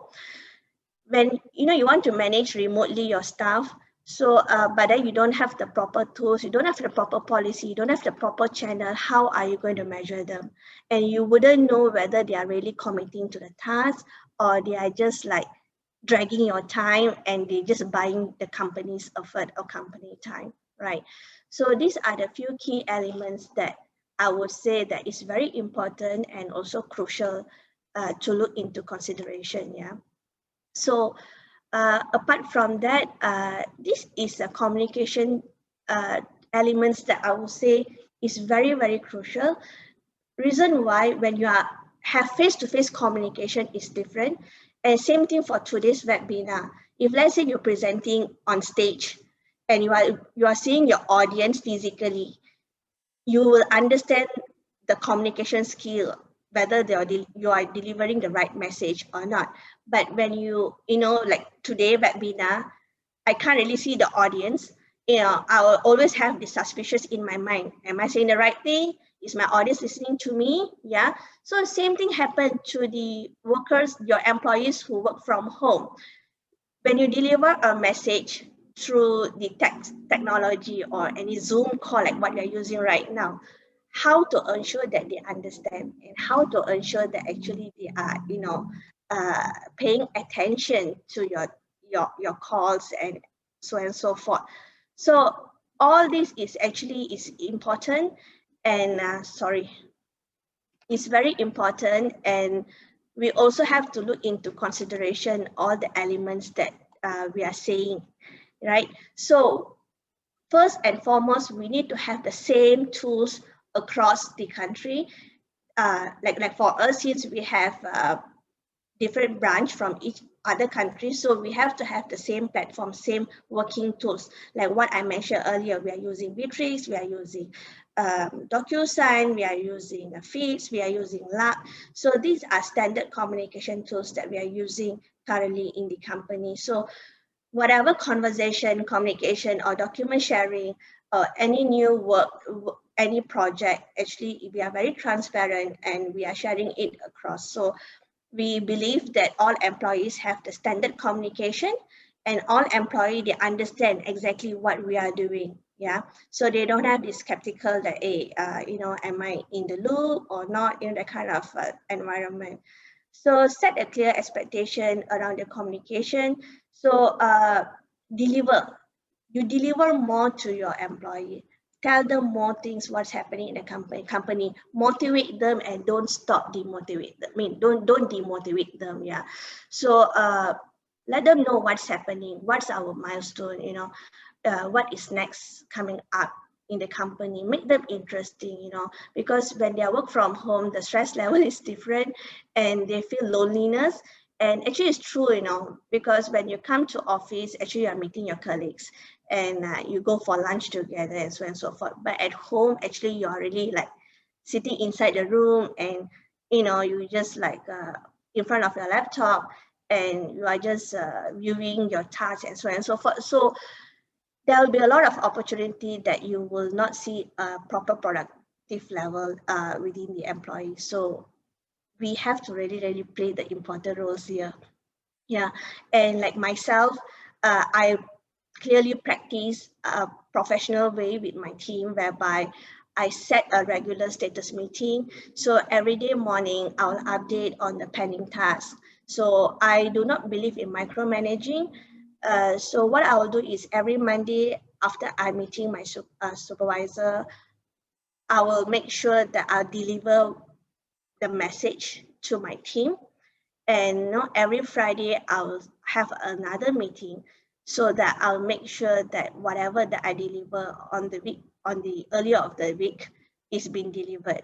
So meaning to say is that regular status meeting is something that crucial, which everyone have to look into consideration for you to understand what is exactly your team member is doing and what are the difficulty they've faced during the the project or the task or whatever task that given by the management. Yeah.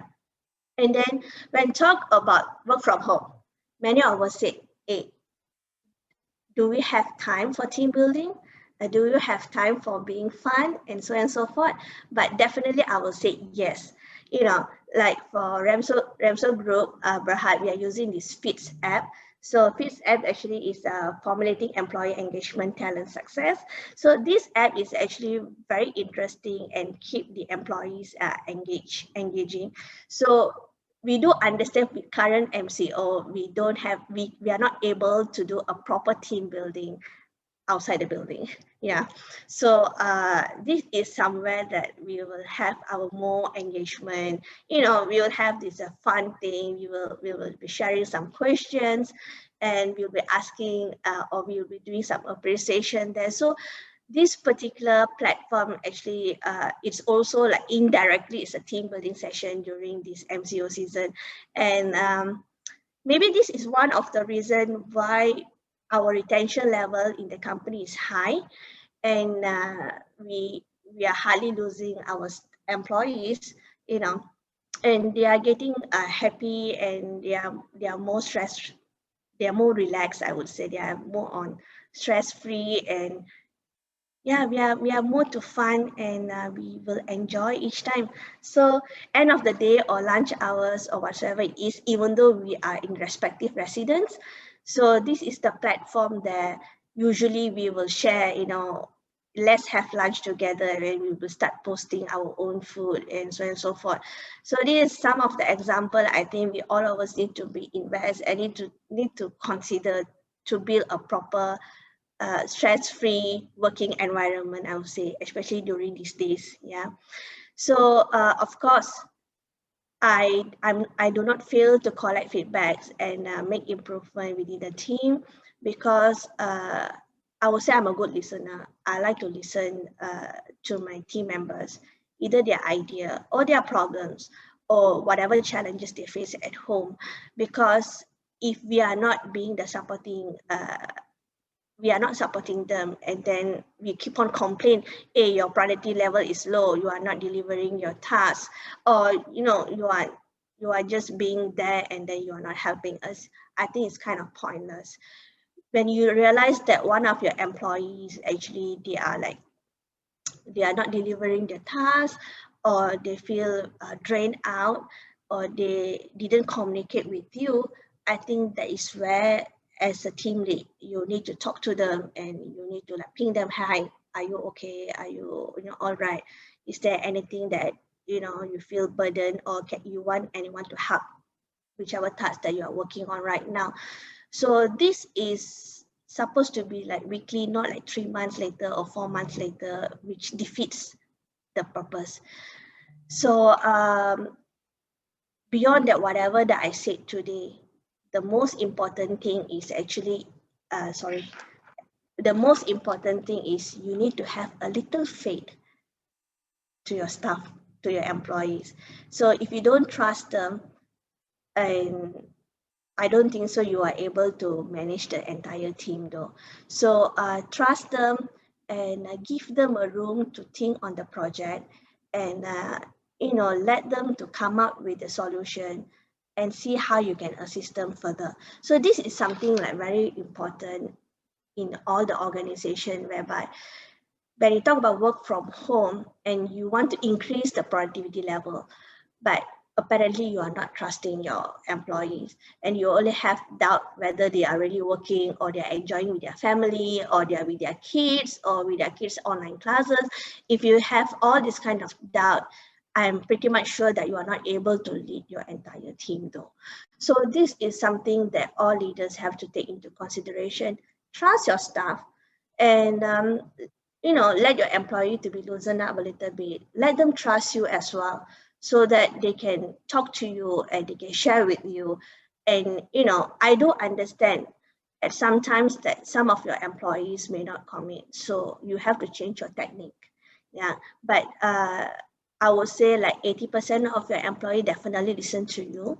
So in that case, trust them, give them some room to think, and also give them some room to share their ideas. That's very, very important and crucial.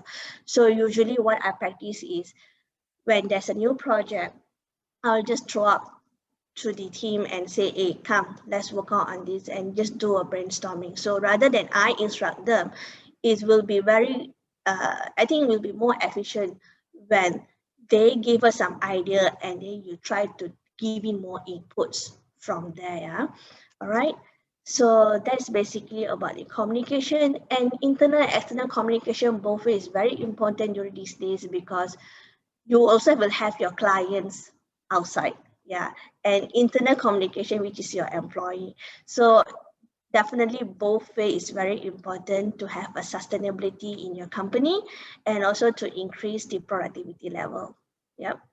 So this is something research by it's a survey according by Howard, and also from the survey conduct. We can see here is like 30% they prefer to say they get more accomplished in less time. Meaning to say, when they work from home, apparently they are able to perform well. Because they are saving their time in traveling, you know, you don't have to get ready in the morning, you know, you don't have to rush to work and clock in by 8 or by 9. So they can set their own time, and they're able to deliver their own, you know, tasks within the timeline. And then when you talk about 82%, they say they experience lower level of stress. Yeah, stuck into traffic jam is like a hassle for everyone. Daily you stuck in traffic, you have to rush, and you have all this kind of circumstances in the morning rush.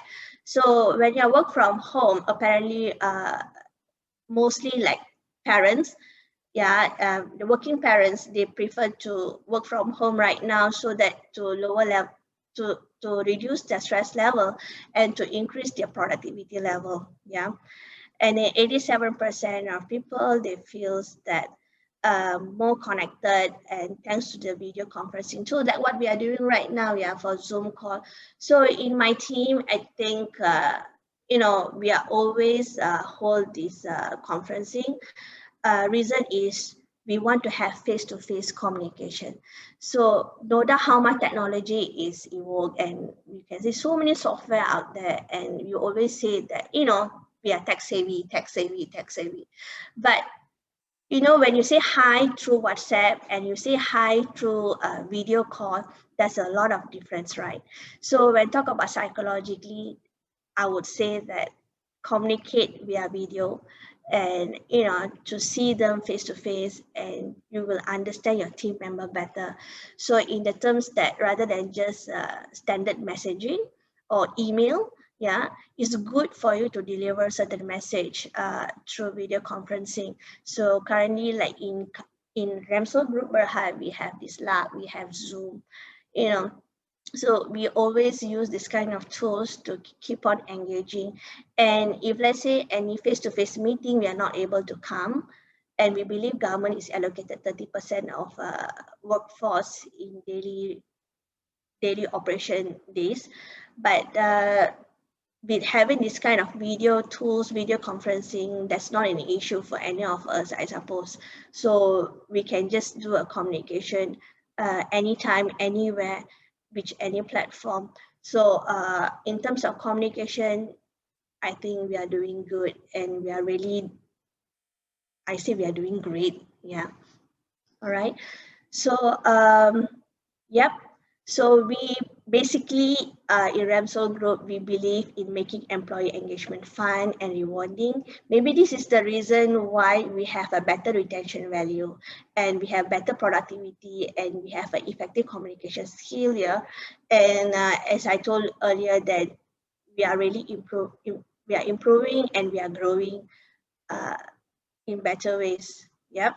Even though most of the company are struggling out there during this pandemic, but for Ramsel Group Berhad, I would say that we are doing good for this since pandemic started. And yeah, maybe that's a reason why I would say this kind of engagement tools is very important and very crucial to keep engaging and to develop the productivity level in the company, in the organization per se.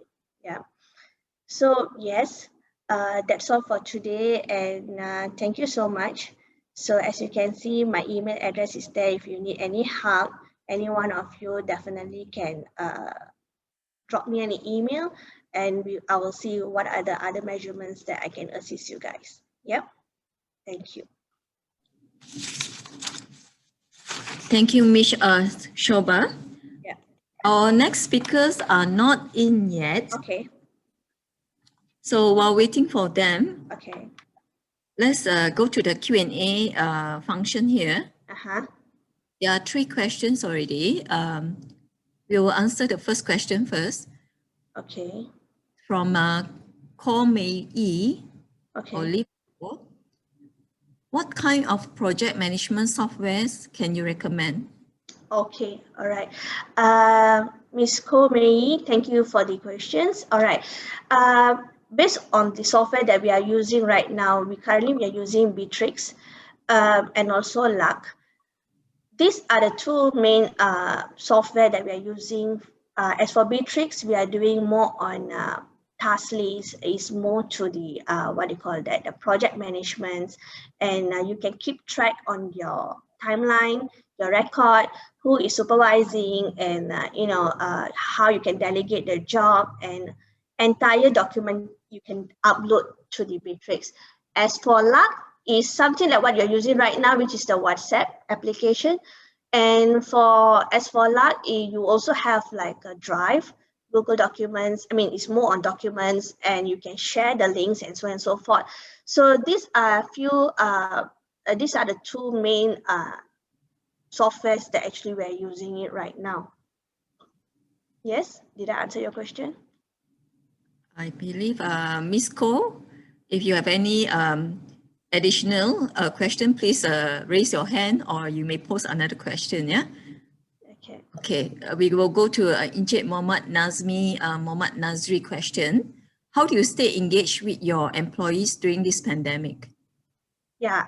Thank you, Mr. Mohamed Nazmi, for this question. Anyway, we are proud to say that actually we are invited. We are the owner of the app for FITS.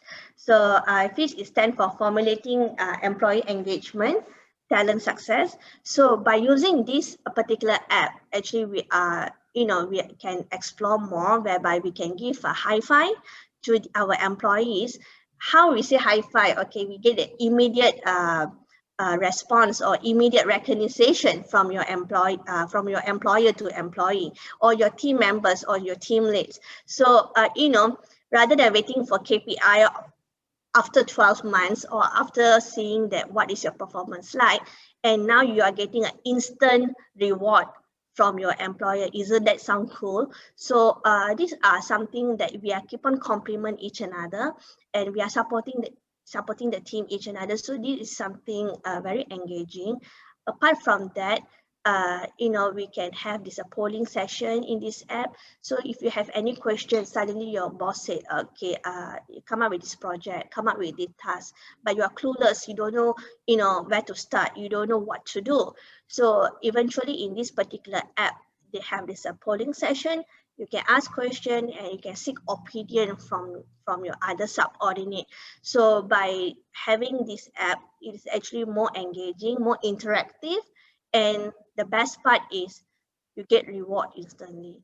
So with this reward is more recognition, and you also feel happy at times whereby all of a sudden your CEO or your COO is like, hey Shobha, well done, they will give applause there. So this is something that gives us more confidence, yeah, and to increase more productivity level, and it's make us to look forward for a new day each. Yeah, so these are the tools that actually we're using right now. Okay. I believe that Mr. Nazmi, you got the answer. All right. Yeah. We shall go to the next question.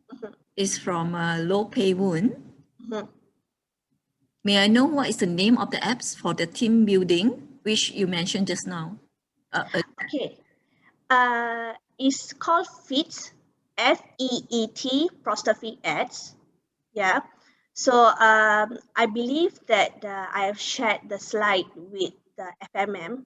So maybe tomorrow you'll be receiving the slide. So most of the app details is actually in the slide already. Yeah. How about, just now you mentioned about lack. How do we spell that word? Yeah, I'm typing here, yeah, FEET. Can you see the answer? Not yet. I already sent the answer actually. Okay, it's FEET apostrophe S. Okay. Yeah. Miss Lo, you got it right?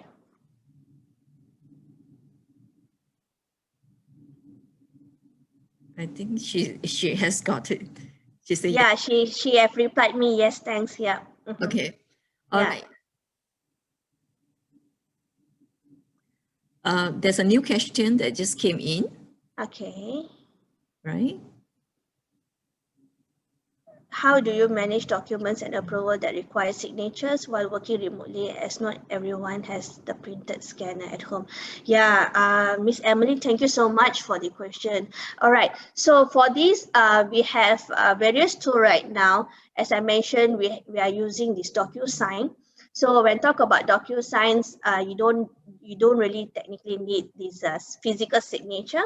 So everything is approved online and you sign online. And also we have this luck. At the luck also we have this approval tools. So when talk about claim, when talk about any sort of payment, your suppliers may need to, your suppliers, you need to pay your suppliers and so on and so forth. So it's very easy. You just have to upload those details, the invoice to the system, and the CFO and so on and so forth. Everyone will be interconnected, and your head of department just have to approve, and CFO approve, and the money will be issued. So this is, I will say, paperless, and you don't technically have to come to office, to fill in the claim form or fill in whatever forms that you're supposed to fill in. So work from home, and it is make your life easy. And with this kind of tools, with this kind of elements, actually it makes everyone's life easy, and it's all documented. So you don't really need a proper filing, printer or scanner to do so. Yep. So thank you, Miss Emily. Okay, I can see that our next speaker, Mr. Ariffin, is already Yes. online. Yeah. So, Mr. Ariffin, would you like to start the presentation, or should we wait for Mr. Arun? Hi, everyone. Can you hear me? Yes, we can hear you. Thank you so much. So let's give a couple of minutes for Arun Sundar also to join. Since the time for him is 11:45, I presume that he might be on the way now. He might join us very soon. So let me just ping him as well at the side. All right. You can continue with the Q&A till then. I will check with Arun. All right. Thank you. Ladies and gentlemen, while waiting for the next speaker to come on board, if you have any additional questions for Ms. Shoba, as well as for the subsequent presentation from Antomo, Mr. Ariffin and Mr. Arun, please continue to type in the question in the Q&A function, or you may raise your hand to ask question aloud during the Q&A session. Right now, there's no additional questions. While waiting for the questions or for the next presentation, Ms. Shoba, I understand that in your previous company, you could not, you did mention in our past discussion that you could not manage to work from home, consider properly. So what was the problem with, I can't hear you. I can't hear you, Ms. Shoba. Right now? Yes, I can hear you now. Can you hear me? All right. So basically, it's the technology side. When we talk about technology and this particular, I don't want to mention this particular company's name. So they don't have this kind of working tools. They don't have this kind of tech thingy. So physically, you have to go to office. You have to print your document. You have to get signature from your boss, and and also the practice UPL at a point of time. So you won't be seeing all colleagues when you are going into the office, because their practice was 2 weeks in the office and 2 weeks you work from home. So maybe your schedule and their schedule will be different. Your department schedule maybe will be the first 2 weeks, and their department schedule can be the last 2 weeks. So things will slower down, and we will start losing a lot of clients at that point of time. The reason why we start losing clients is they're not able to get approval, signature, and things was not able to proceed further. So this was very stressed, and it's not able to solve the problem.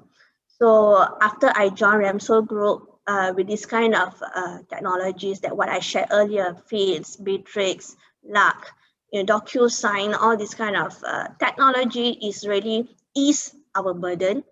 And we are really enjoying the environment right now, and we don't have to wait for anyone's physically. They have to be in office to sign the document, get approval and so on and so forth. It's everything just by single click. You just have to upload the relevant documentation, and as long as everything is right, there's no issue with the approval, and there's no issue from the CFO or CEO side to release the payment and so on and so forth. So these are something that I would like to share with everyone, that I do understand investing in some amount of this technology is not going to be a small money, but when you invest in all this kind of app or technology, eventually you ease your entire, you ease the burden, and you can maintain your clients. So you don't have to lose your clients, clientele list, as I would say. Yeah. So these are some of the elements that I think all of us need to look into consideration. As far as we know, we don't know when this pandemic is going to end, and we don't know how long more we're going to work from home. So by having this in the mind, I think no harm in investing certain tools, to keep your employee engaged and to ease the irrelevant stress around you. Yeah. Thank you. Yeah. I understand that you have 4 children. That's a couple of bits. Yeah, that's why that's the reason. Yeah. That's the reason that earlier I mentioned that working from home can be very, very stressful, and it's not going to be easy. But at the same time, if your employer is very engaging and your employer gives you a standard policy, standard guideline, it's eventually is our problem. And to be very honest, I enjoy working here, and I'm very happy. I'm very excited to work here, and I'm very happy that I got this opportunity to be part of this family, because they do not mind in to coming up to invest this kind of software. They feel very proud and happy as long the employee is happy. So you get more profit. It's a simple Bible. Cost and rewards is always important, right? So when you talk about cost, you can't always think that you want to minimize costs. You want to save costs so that you will increase the company productivity. You will increase company profit. I will say it's a wrong. It's like not able to apply at this situation. So you need to think about cost, and you also need to think about rewards. So why I say need to think about cost and rewards is to form a good relationship, you need to have both in balance, right? So yes, so I will say that Mr. Clementine, Miss Mulan, the people behind the scene of these companies, actually they're very thoughtful, and for them to invest this, it make my life easy to deal with this, the entire team behind me. Yeah. Right. Thank you so much for the answers. All right, I almost ran out of questions. See, Mr. is on board now. Okay. All right. So, ladies and gentlemen, please continue to type in your question in the Q&A function for Ms. Shoba and our next 2 speakers from Entomo. So we shall proceed to the next presentation now. I would now like to invite our 2 speakers, Mr. Arun Sundar, Chief Marketing Officer from Entomo, formerly known as KPI Soft, and Mr. Arawin Mularidaran, the Regional Vice President of Business Development and Partnerships from Entomo. Mr. Arun and Mr. Arawin will share with us their knowledge on driving the remote employees' performance. I hand over to you now, Mr. Arun and Mr. Arawin. Thank you so much. Thank you. So thanks a lot for the time today. First things first, we will give you a broad introduction and background on what makes us competent to talk about this topic first. And followed by that, we will share some perspectives and learnings that we have had on our way. So we are representing an organization by the name Entomo, and Entomo stands for Enterprise of Tomorrow. So what Enterprise of Tomorrow means is that it's going to be extremely different from today. And we have that premise, and we have that staunch belief that the way organizations are working now, the way organizations do business, the way people are hired, the people are trained, and people do their work, and even how their performance is being evaluated and driven, are ripe for disruption. And 2020, due to the obvious, changed everything. And it accelerated it at least by a decade. So when we were conceptualizing this thinking of enterprise of tomorrow a few years back, what we thought a 2028 would be is what we are going to see in the next couple of years. So that gives us a lot of happiness and hope, but at the same time, it should be a matter of concern also for all of us. Because change always is difficult, especially when you're not prepared. So we are an organization headquartered in Malaysia with a global presence. And we have been partnering with organizations around the world in making them ready for enterprise of tomorrow by leveraging our technology. But we would not be talking about that. We would be purely talking about the learnings that we have had, especially in the last few months, and what we are seeing as a pattern to the future. So among a lot of things that have changed for the enterprise of today versus the enterprise of tomorrow is how people are going to work. And that starts with where people are going to work from. So Asia, interestingly, conventionally has always believed in two things.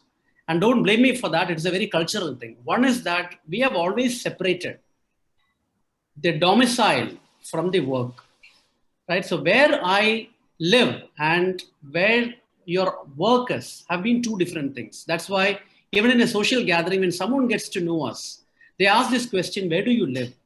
And then they also ask a question, where is your office, right? But that's all changing, that completely changed. And interestingly, it was supposed to change years back. There were in Asia instances wherein people are driving and traveling to work for hours, while the same work could be performed from home, has always been there. So places like, for example, Tokyo, Bangalore, Jakarta, where the travel time of an employee itself is going into hours, which is not good for the employee and not good for the company. We all knew that. Why is it that it still existed? The reason, interestingly, is very cultural. Because of two things. One, the presumption that if you're not in office, you're not working, both by yourself and the managers and the organization, that if I do not see someone working, that they may not be working. Now, that's a very cultural thing which has come into us over multiple centuries. 2020 has changed the whole thing. Now, when it has changed, we had a reaction.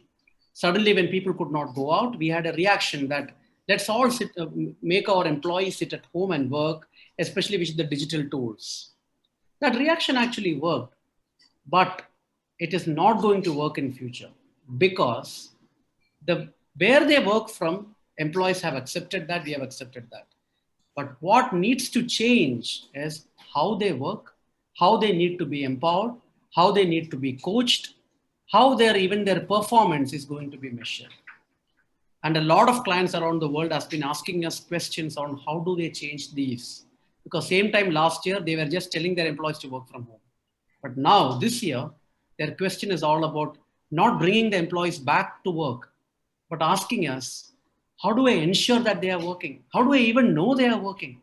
How do I coach them? How do I empower them? Right? How do I drive their performance?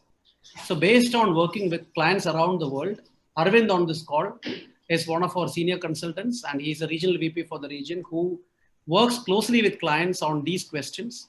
And he has distilled out the thought process that we have and advantages and disadvantages and how technology has been shaping these behaviors for the good. So I will pass on the baton to Arvind to share these details, and followed by this, please feel free to ask us questions and we'll be glad to answer those. Arvind? Thank you so much, Arun. Thank you so much for that very insightful beginning. And thanks a lot, FMM, for this amazing opportunity. And thank you, everyone, for taking time and joining this session. I hope everyone can see my screen now. Please let me know if that's visible. You can see your screen. All right, perfect. Thank you so much. So remote teamwork is on the rise, right? And it's going to stay along with us for a while. So I'm just sharing with you some of the statistics that I've pulled out. So basically, during the last 10 years, about 115% increase of remote workers has gone around the globe. About 85% of businesses confirmed that productivity has increased in their company. So we will elaborate it and look through it later on. And through various surveys, it's not only the Gallup surveys, through various surveys, it's very clear that the engagement level of employees between employees increased about 60 to 80% while they are working offsite. And it predicts that remote workers, right, by 2028, the remote workers around the globe will be about 73%. So in a summary perspective, let's look at it this way. So there are 5 basic benefits that we are actually taking out of these statistics. One is productivity, one is engagement, performance, retention, and profitability. So let's deep dive onto it one by one a bit. So when it comes to productivity, as Arun mentioned, right? So whilst people started traveling less, while people started working more remotely, the amount of time that they spend, especially for very insightful and very outcome-based opportunities and activities, has increased. And that's the reason why the statistics prove that the productivity between employees actually increased during this particular time. And from an engagement levels, most probably you might be able to look at yourself and understand while you go to office, the amount of chit chat that you have, and also the engagement level while you are going to have, during your lunch times, everything was much more higher. But when it came to remote working aspect of it, the number of calls between employees, number of calls or number of meetings between employees for various strategic activities, so to various plannings, right, has increased. Everyone on each day basically saying that the number of calls increased, and they are spending a lot of time on calls regardless of the time and everything. Now let's look at the profitability, especially from an organizational perspective. Definitely yes, while people are working remotely, they are and also at the same time, while people are not traveling during these days, the profitability statistics has gone very high from that aspect, because expenditure is much more lesser. And from an employee perspective as well, the travel expenses has gone down, and also the expenses that they use for various other perspectives of it for their while they are going to office, right, even for their lunch meetings or which for various other activities, right, has gone very low. So the profitability from both an individual perspective as well as from an organizational perspective has gone higher. Performance is something which is very core towards it when it especially comes to remote working employees and remote working individuals. I will deep dive onto it further down later on one of the slide. And when it comes to retention, so many organizations, many employees are actually looking for jobs out there in the world where they can work remotely, where they can actually work from multiple locations, regardless of basically the time that they take. The only thing that matters for the organization is basically if it is outcome based performance, then employees are looking for such jobs where they can actually work from home or various other locations where they can spend much more quality time with their family, take short breaks rather than taking long breaks between the working aspect of it, so that they can connect back to the work that they were doing and do it more productively, and engage and also create new ideas and plans based on the number of conversation that they are having, collaborate more among different departments, different peers, right? So while we talk about all these, what is the biggest challenges? So while this remote working aspect of it is spreading across the globe, so there are two aspects. So one is from the leader side of it, one is from the team member. So I'm just taking few questions from here, and maybe as you can see on the screen. So one of the biggest question that I have always heard while we were working, especially from a performance aspect of it with various clients around the globe, first thing is, can I align my team members to project goals? And how would that happen while people are working remotely? Because there would be a specific project goal. And how can I align the team members for that? How would I communicate effectively with these people while I'm not able to see them face to face? And can I basically empower my team to perform? How can I trust my peers or my team to perform more, or rather, without getting enough of inputs or thoughts from the leaders, how could they just basically work along with the customers directly? And how I will build team collaboration while they are not meeting each other. And basically on a day-to-day task perspective of it. All right, so that is something that we definitely need to deep dive onto it, the day-to-day task effectively. When it comes to that question, so many organizations nowadays, especially when the pandemic actually came into the process in the beginning of 2020, what happened is everyone, due to the beginning of financial year, they have kept enough of KPIs, they have kept enough of strategy plannings and goal settings and everything for the employees of the organization. But what happened is, once the pandemic came into into the peak time of it, while people started working remotely, the KPIs, the tasks, the goals that they were able to, or that they were assigned to handle, actually kind of changed, right? And eventually it actually went to a process of a day-to-day task, or even a time-based task activities rather than KPIs, because the complete target of the organization actually changed due to the pandemic. For many organizations, this has been affected.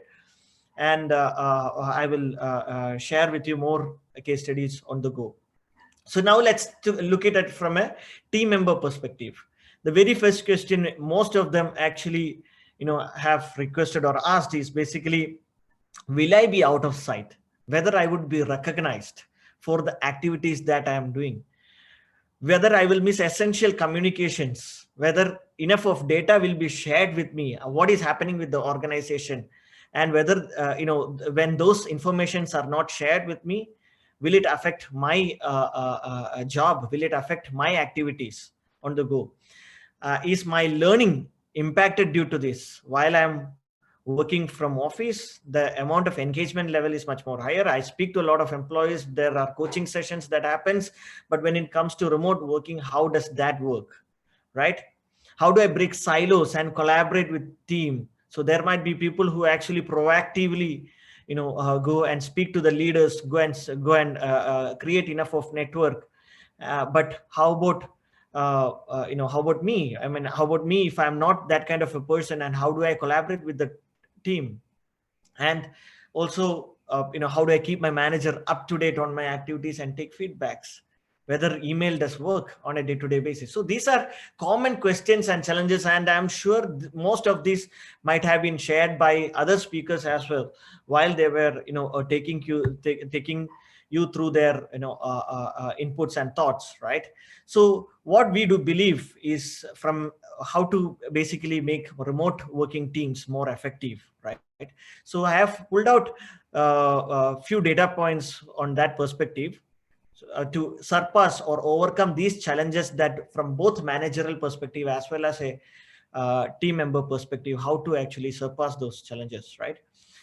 One of the main points, allow employees to decide locations from where they work. It doesn't matter whether they work from the coffee shop, whether they work from the gym, whether they work from their office, from their own home, and it doesn't matter at all. So allow them to choose the location that they need to work, as long as if they are getting on the calls, if it is not noisy enough, and if they can actually collaborate well and speak well, and at times turn on the video whenever necessary, good enough, right? Second thing, conduct surveys, right? And that should be one of the initial steps that the organization should take once they actually initiate this remote working environment.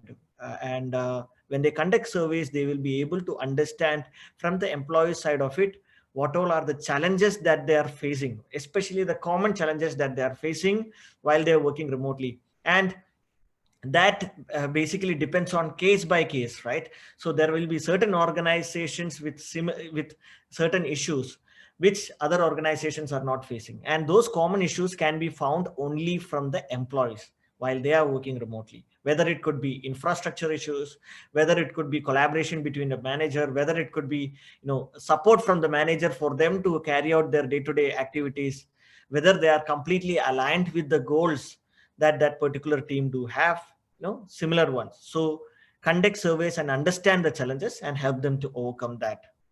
Whether you are providing enough of infrastructure, very reliable infrastructure for completing their activities. My co-speaker over here just now mentioned that the technology provided was not sufficient enough, and that itself could be a big issue for employees, for them to carry out their day-to-day activities.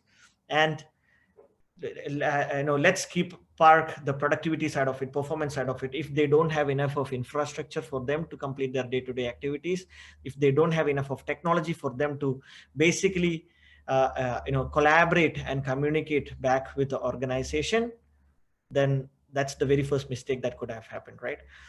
So set expectations early and often. So while this remote working aspect of it or initiatives is taken among the organizations, what do you expect from the employees? And this expectations should be actually set very early, and also you need to basically review it very constantly while you're working remotely, because let's look at the performance side of it, right? So what happens is, with the traditional performance management solutions, what happens is either you do a biannual kind of a review or annual review, but how does that help when people work remotely? Because if you don't connect with employees and review their performance, if you don't connect with them and review the challenges that they're facing on a constant basis, it could be a disaster, right? So basically the employees itself doesn't feel relevant back to the organization when you don't do that initiatives. So one of the main points that I would like to discuss over here is output based performance reviews instead of process, and also time. So it doesn't matter what time they wake up, it doesn't matter what time they sleep when people work remotely. The one thing matters is whether they're coming for meetings on times, whether they're actually getting on calls, whenever it comes to the collaboration aspect of it, whenever it is a team initiative. But when it comes to individual performance, let's look at the output based performance, right? Whether the task given by the boss or given by the manager has been done on due date, right? And whether it has been performed really well on the task analysis perspective of it. When it comes to the engineering side of it, let it be software engineers, whether the programs that they are writing is basically with less issues that they're having, whether they're collaborating enough with the team so that they can actually understand the problems and they can understand the issues that is happening with the programming side of it.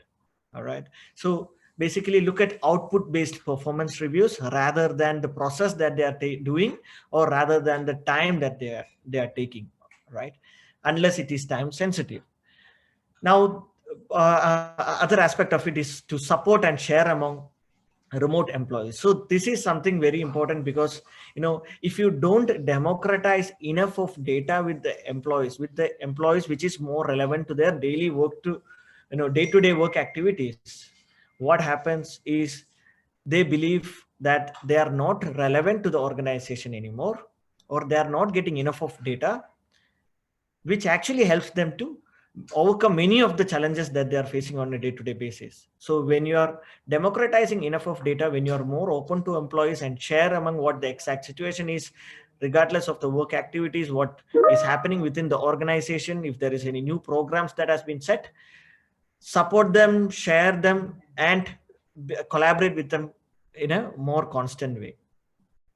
And one of the very important thing, especially from a leader aspect of it, what you could do is basically, while people are working remotely, to make sure that collaboration between the employees is increasing, or even the collaboration between, let it be with the partner, let it be with the customer side of it, right?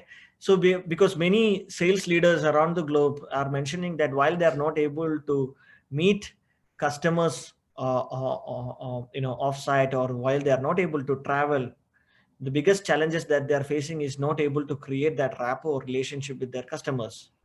But what actually could be done over here is basically through various other initiatives, by constant connections, by constant activities within the employees or within the sales leaders as well as the customers, the constant reviews, constant changes that is happening within the organization, and updates that you could actually send among different stakeholders, right? Because everyone is going through the same. Increase visibility and productivity of the employees. Basically, I would like to detail on this perspective. So recognition is very important over here, because while people are working remotely, as I mentioned earlier, there might be certain introverts who are actually working really well when it comes to their day-to-day activities, when it comes to their targets, when it comes to their KPIs. But there might not be people who actually proactively go and interact with other employees or leaders of the organization. How could you recognize them? So nowadays there are various technologies available around the globe that you could use in order to basically take this initiative. So visibility and visibility and productivity of the employees can be increased basically by recognition. So try to recognize more. Learning and development opportunities. This is regardless of their skills gap, that they are having to face the challenges, or basically for them to basically achieve their KPIs or anything like that. This actually helps them even for their individual career growth, right? So from an individual perspective, when the organization is taking initiatives to keep them updated with the skills and the learnings around the globe with specific standards, they believe that they are more relevant to the organization, and that individual career growth aspect of it is taken care of from that.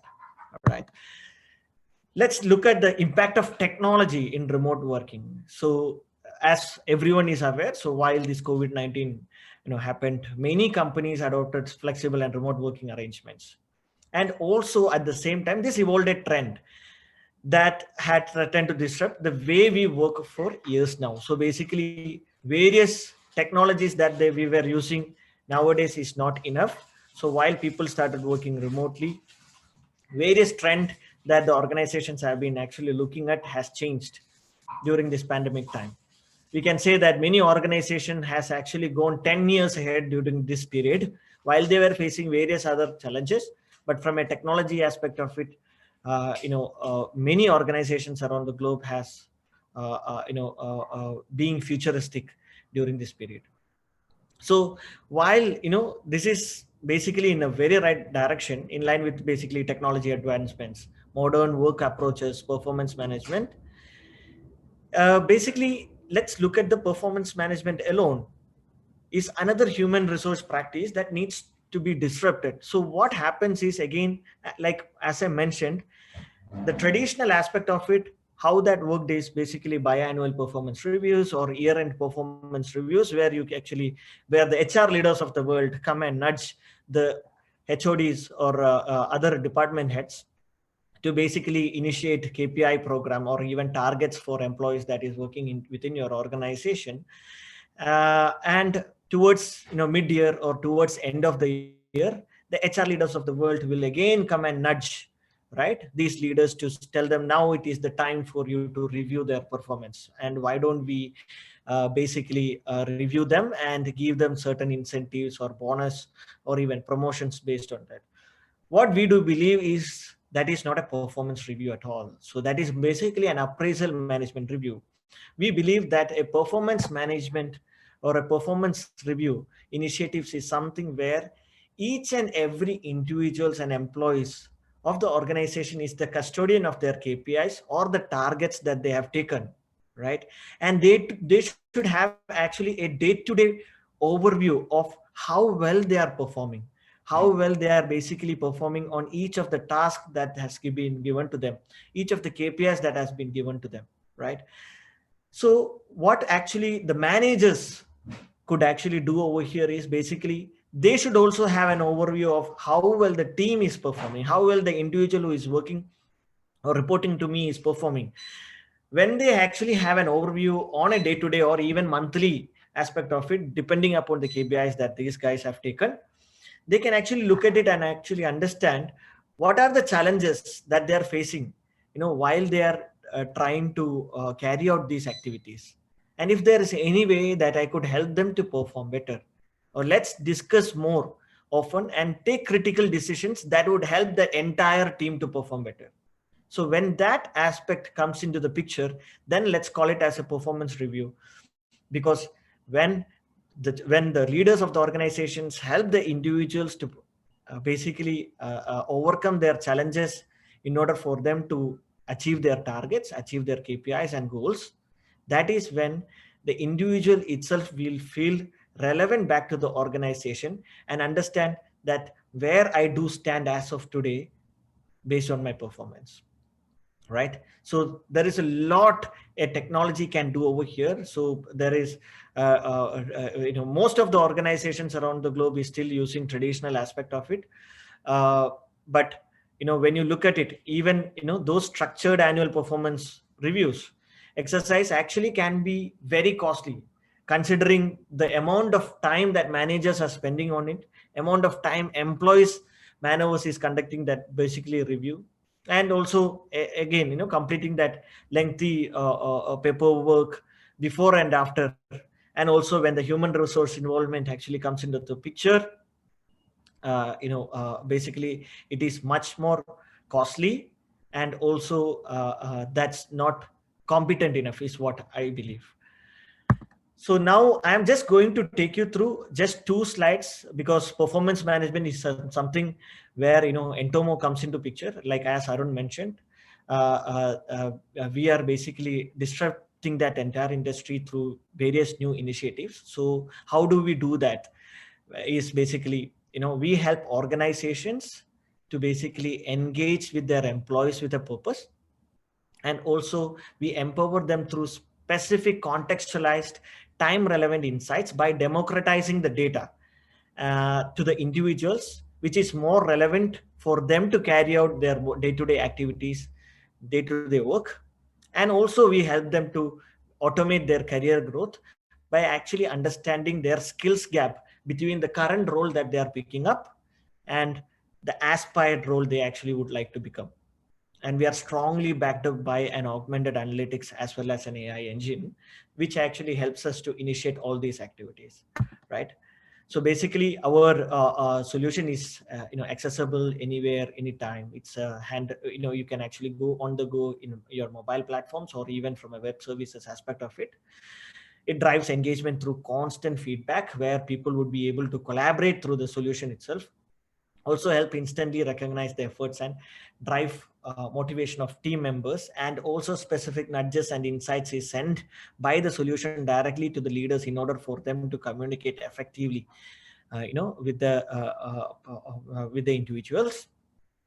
And also it makes sure that whenever a change, whenever a KPI, whenever a target or a strategy change is actually happening at the high level of it, it actually can be easily cascaded through the solution on a touch. And these new activities, these new targets and tasks can be assigned to specific individuals who is supposed to carry out those through the application very easily. And also this hyper personalized contextualized insights, as I mentioned, drives performance of the individual. So just giving a quick overview of how that looks. So it is just an example of nudges that we send to the managers. For example, this is a nudge that you can see over the screen. Hi Steven, Juliana, and Sofan outperformed their target this week.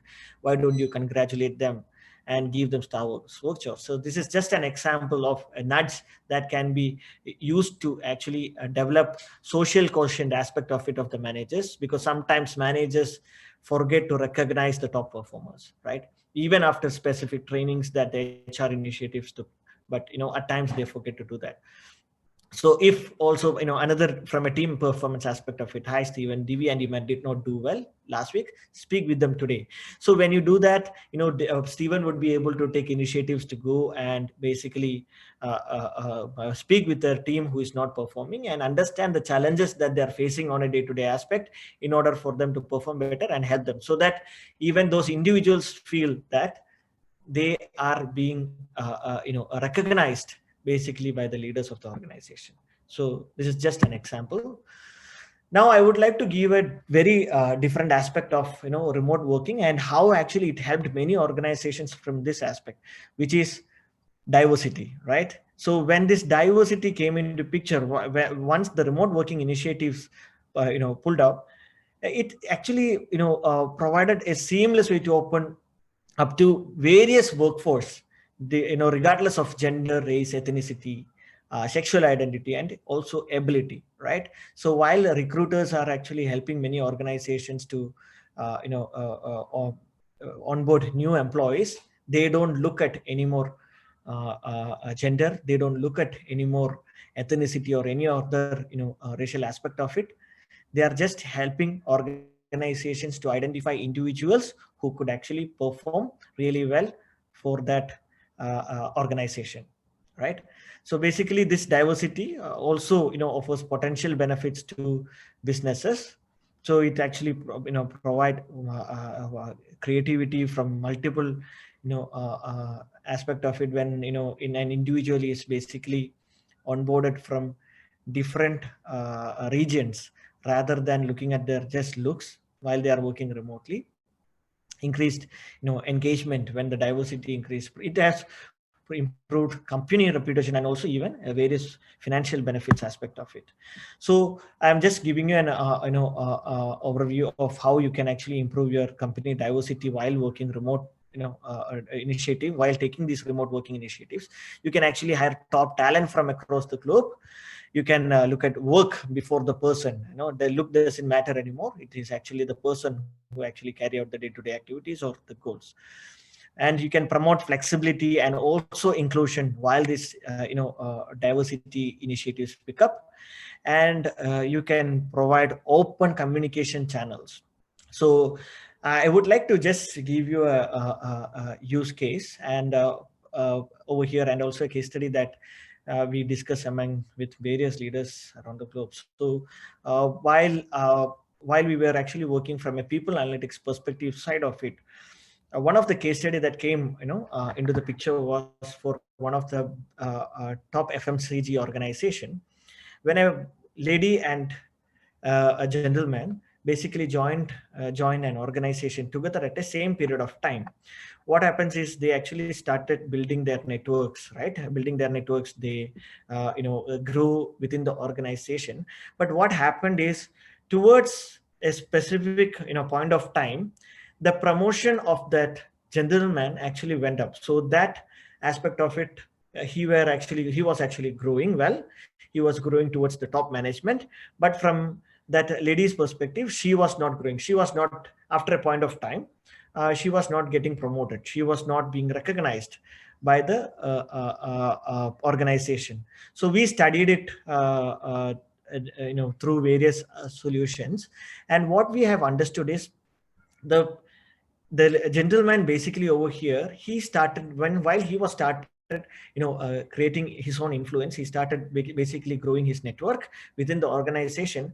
After a point of time, his network towards the higher management, basically the leadership of the organization, started increasing, right?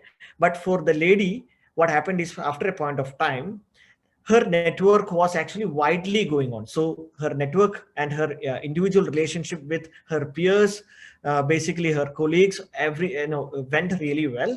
But when it comes to the aspect of with the leadership or with the higher management perspective of it, she was not able to create that enough of network. So she was not being recognized by the top leaders. So we studied it, studied this aspect of it, and that was an issue that happened with the entire organization. So when it comes to remote working, these are the basically issues that is completely taken care of, because now it doesn't matter whether the gentleman is having various networking opportunities, like for example drinking after the working hours, much more often off-site opportunities for him to create network with the leadership. But the lady over there was not able to do that. Similar situations has actually completely changed when it comes to remote working aspect of it, because everyone is now communicating through the same channel. So they can, the amount of recognition that actually gets in a diverse perspective is equivalent. So I'm just finishing up my presentation with one of the quote from Steve Jobs. So if you're working on something exciting that you really care about, you don't have to be pushed. The vision pulls you. And when the vision pulls you, it is regardless of where that individual works from. It doesn't matter whether it is from the office side of it or whether it is from the it is from home or whichever locations that particular individual would like to work from, right? Finishing up with one more quote. So successfully working from home is a skill, just like programming, designing, or writing. It takes time and commitment to develop that skill. So let's be patient, let's develop that skill. And once we are proficient in that particular skill, I'm sure remote working aspect of it will change the world in very positive way. Thank you so much. So I will stop here for Q&A.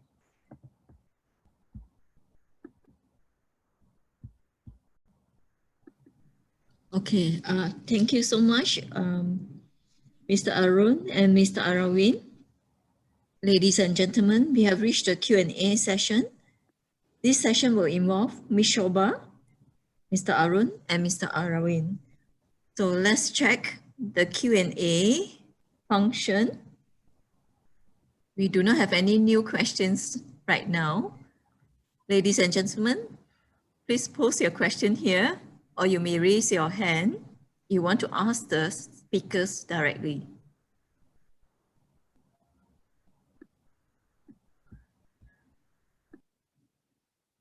Ladies and gentlemen, do you have any questions for the speakers? Please type in your question in the Q&A function.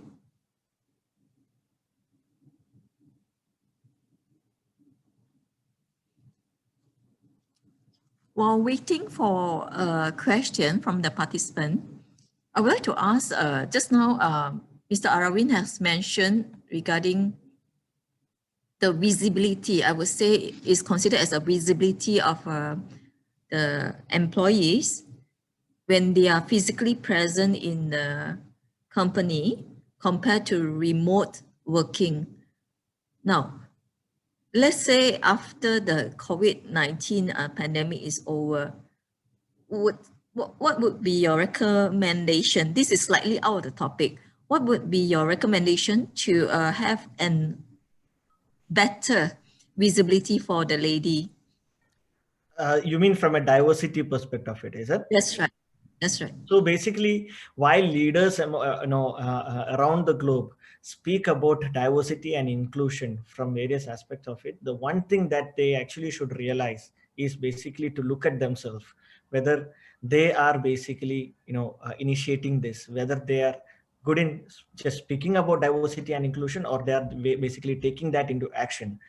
Let's understand how well inside our own organization this diversity has been taking place, whether women leaders of the organization has been given enough of recognition, enough of opportunities for them to basically present themselves for various initiatives, and then we can actually kind of talk about the world, right? So one thing that need to do from that aspect is, first thing, recognize and understand what is the real issues happening inside the organization. Second thing, while definitely while you're recruiting aspect of it, whether there is any biased decision that happens at the very bottom level itself, and that need to be understood only through certain analytics that you can actually do, and specific statistics that you can understand what is the male female ratio within the organizations. But it but it depends upon various organizations, because sometimes when it comes to manufacturing, logistics, definitely the amount of male workers over there will be much more higher rather than the female. That is completely understandable. But when it comes to office and operations side of it, whether the similar trend is basically going on within the organization. So try to understand and look into the mirror and understand whether we are basically facing these kind of challenges, or whether these kind of issues are actually resolved within the organization. That itself will help leaders of the world to take specific initiatives to recognize and solve these issues. Ms. Shobha, would you like to add on what's your company practice regarding visibility within the company in terms of measuring employees' performance? Your microphone, please on. Yeah, as I mentioned earlier, all right, when talk about visibilities, it can be any platform. So as for Ramsel Group Berhad, we practice in technology base, and currently with the work from home concept. So definitely the visibilities is not face to face. We are not more to physical per se, right? So when talk about work from home, as I mentioned earlier, not everyone can really show off their talent, or not everyone can be recognized because they work from home. So this must be vital role come from the team leads itself. So as a team leader, you have to understand and you have to analyze each one of your team member so that you will know how to encourage those who are outperform, or those who are having stress, and so on and so forth. So these are something that actually all of us need to take into considerations and need to evaluate the situation, I would say. Yes. There's still no question from the participants. I believe that nobody is that hungry yet to go for lunch. Okay, we have one question here from Ms. Uma Shanga. What is the best method to build team collaboration while remote working? Would Mr. Aravin answer first? Yeah, can I take that? Yes. Okay, so it's one of my favorite topics, because the idea of collaboration which we have always had is about talking in person, right? Working on a common theme, meeting in a coffee shop, right? So things like that. But so the reason why I quote the West is because I have spent a lot of time there working with some of the companies there. So there, for example, there are people who have been working together for years. So 10 years, 15 years, and have never met, right? And they also collaborate, right? So the fundamental idea of collaboration itself needs to change. So collaboration actually requires only two things. One is a context, the second is an intent. So in the age of remote working, one of the most important things that we as leaders need to do for our staff is to create more context for collaboration, right? And it may not always be purely on work. It could be on things which are driven by common interests. So today is a world where people across the world who have never met each other, who have nothing in common, are collaborating on issues which are dear to them and familiar to them through platforms like Facebook, right? That is where our organizations need to move. Identify more context for collaboration. And the second is intent for collaboration. Sometimes the intent for collaboration comes only when there's an incentive, which is an unfortunate state of affairs, but sometimes it's true, right? Ensure that there are incentives for collaboration, and even if there are no incentives for collaboration, there should at least be an environment wherein a lack of collaboration is definitely not accepted. So these are the two pillars or two golden rules which I have seen, which normally helps in enhancing collaboration. And it has become much more important and profound in the days of remote working. I hope that answers the question. Okay, I believe Uma Shanga, that answer your question. If not, please post another question here. The next question is from Tan Nian Xiong. It's asking about a survey. Due to COVID-19 situation, we are required to work from home.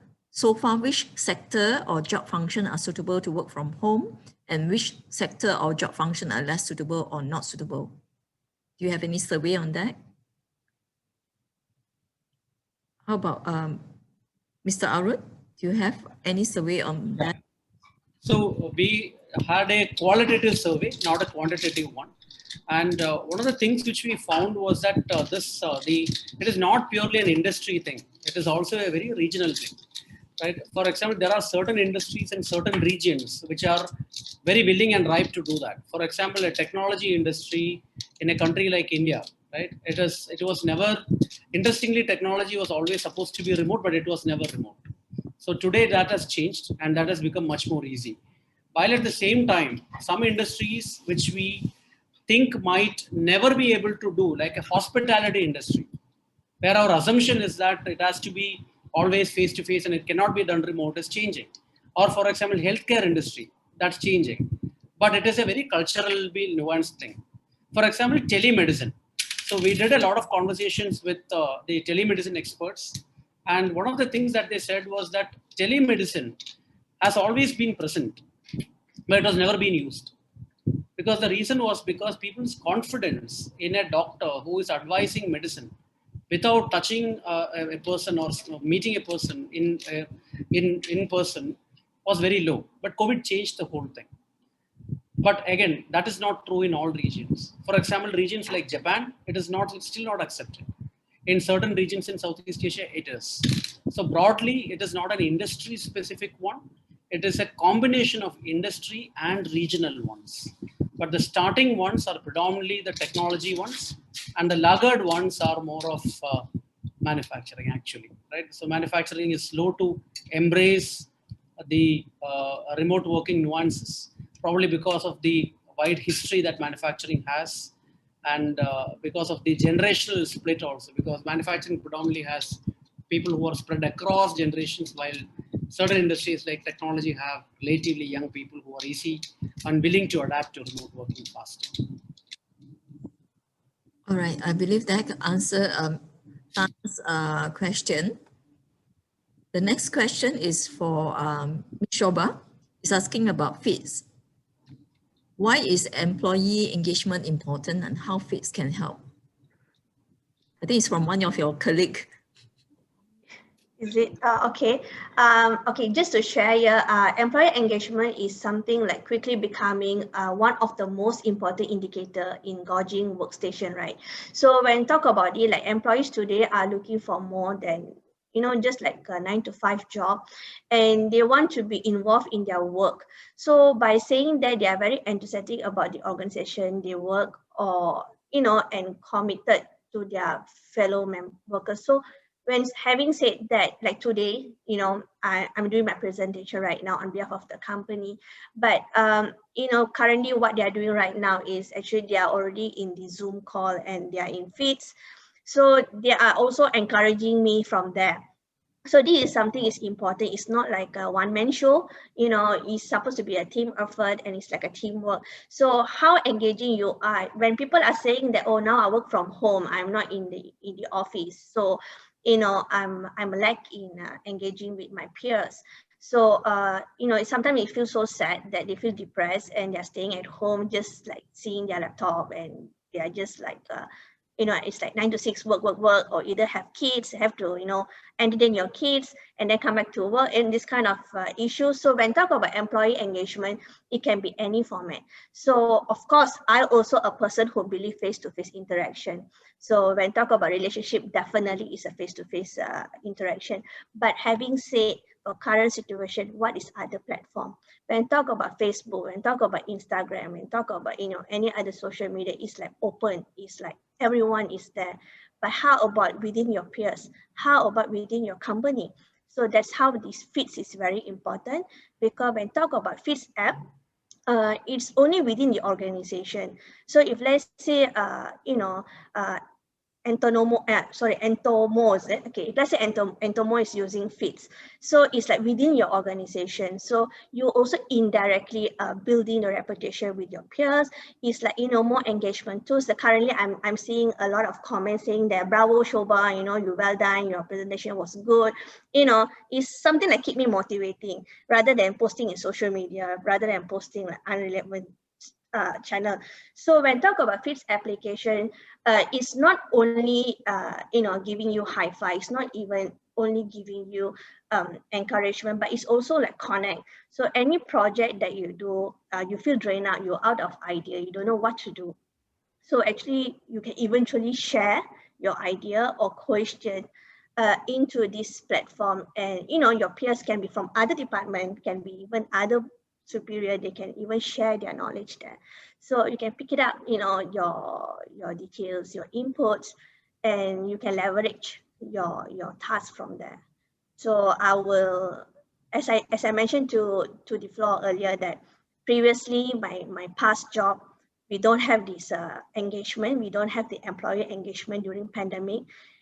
To be very honest, as a director of sales and marketing at that particular company, I really faced a lot of challenge, and I'm not able to deliver a proper task. I'm not able to, make the team to be like in the teamwork. Seriously, the challenges is very tough. It was like a hard time for all of us. So for Ramsol Group Berhad, after like I'm start using this kind of software, it's really ease a lot of the burden actually.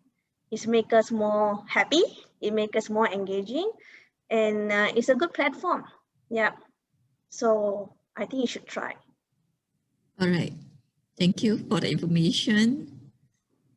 We shall answer Oi Subi question.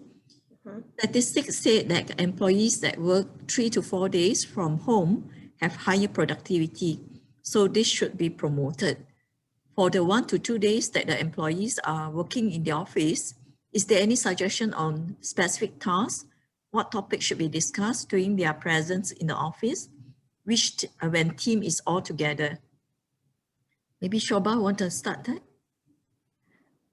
Sorry. That is your employee working.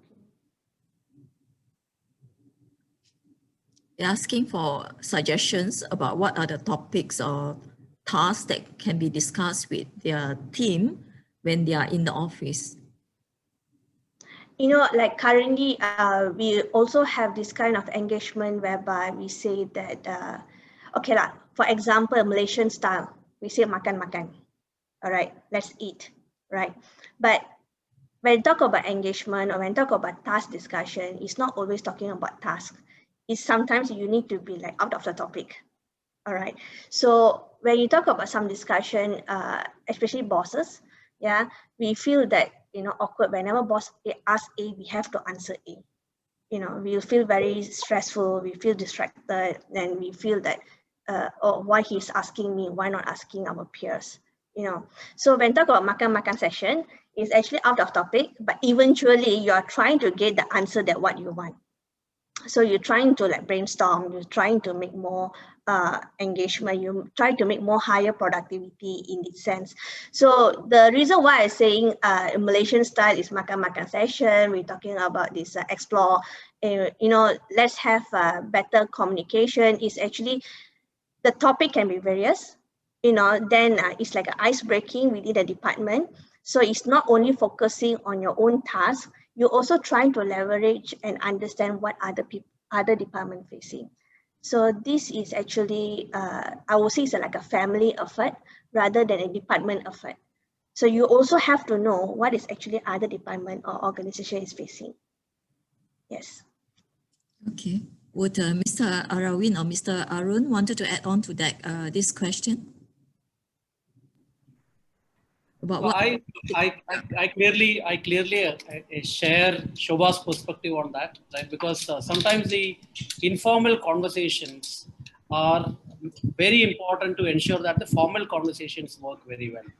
So this reminds me of one of these studies which I was a part of a few years back. So one of my areas of specialization is something called network science, right? And looking at people networks and looking at how people collaborate and things like that by looking at their patterns of networks.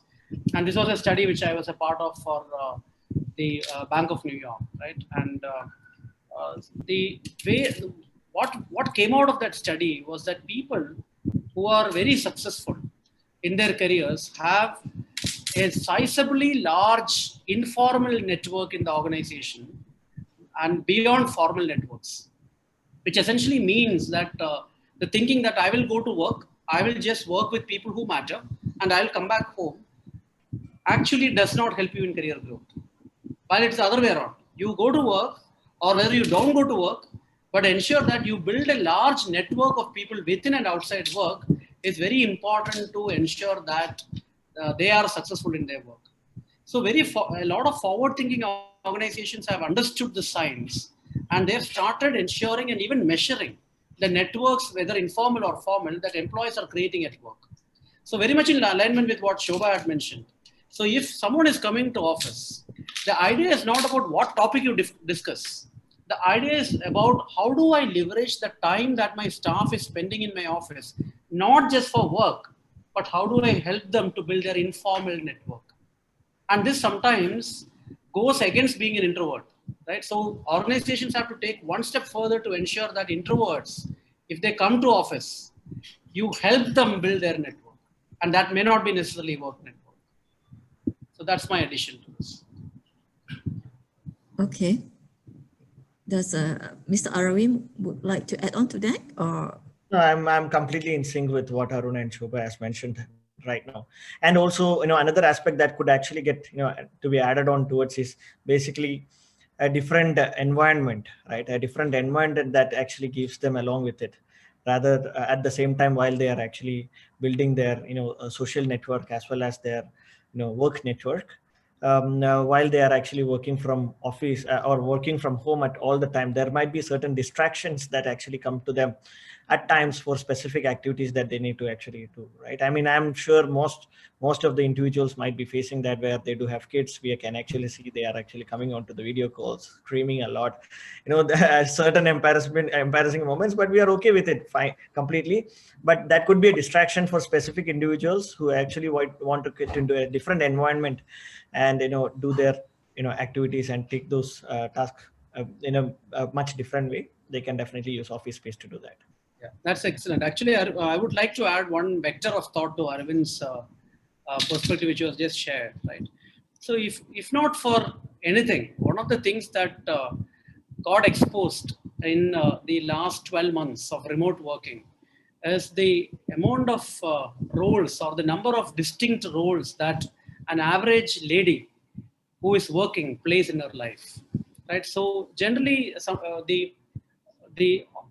for someone who is going to work and coming back home, so the moment she leaves home, she becomes a professional. The moment she comes back home, she becomes a mother, she becomes a wife, she becomes a daughter, right? Which has its own responsibilities. And the division of these responsibilities was predominantly physical, in the sense, depending upon where she is, her responsibilities change. Now that got diffused. The moment it got diffused, the same space started making her do multiple responsibilities, which sometimes is beyond what is capable for an average human being, which she was always doing. But for the first time, it got it exposed, right? It got it exposed that the same family members and office colleagues started seeing this person is a superwoman. Right? She is doing so many different things. And at least there is an amount of consideration that has started coming in with, at least in conversations that I'm seeing, but it needs a lot more mileage to garner and gain, which I hopefully the years to come will take care of those. So thanks for adding that vector of thought, Arvind. Okay. The next question also from Ui Subi. Any suggestion or tools to manage learning and development on individuals remotely? So I would like to pick that up. So basically, Entomo, as part of our career growth aspects of it, we do have a learning and development module as well that is added on. So what happens is basically from performance, from career growth to the learning side of it is what Entomo is all about nowadays. So when you actually use our application from a day-to-day KPI, day-to-day targets, day-to-day goals, perspective of it, the individuals will have a complete overview of how well they are performing, and the managers will have a complete overview of how the individuals are performing, and they could help them, like as I mentioned.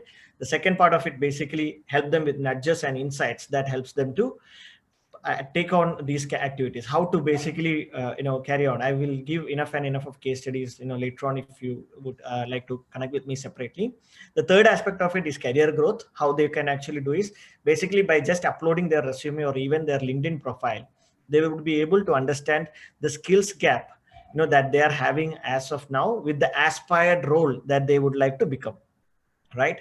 And the fourth vector is basically the learning and development piece of it. So while you understand the skills gap, these are the skills gap that you need to kind of overcome over the years in order for you to become this particular aspired role. What are the learnings that you should do from a global standard perspectives of it, and that learning and that basically assessment certifications can be given by the module directly over that application, and you can basically work on it and develop your skills, develop your learnings. So I would definitely recommend for you to look through it and or connect with me separately so that I can take you through that. So basically that is one of my suggestions. Okay, thank you, Mr. Ariffin. How about Ms. Shobha? Do you want to add on what's the practices at the Ramsel group? Yeah, sure.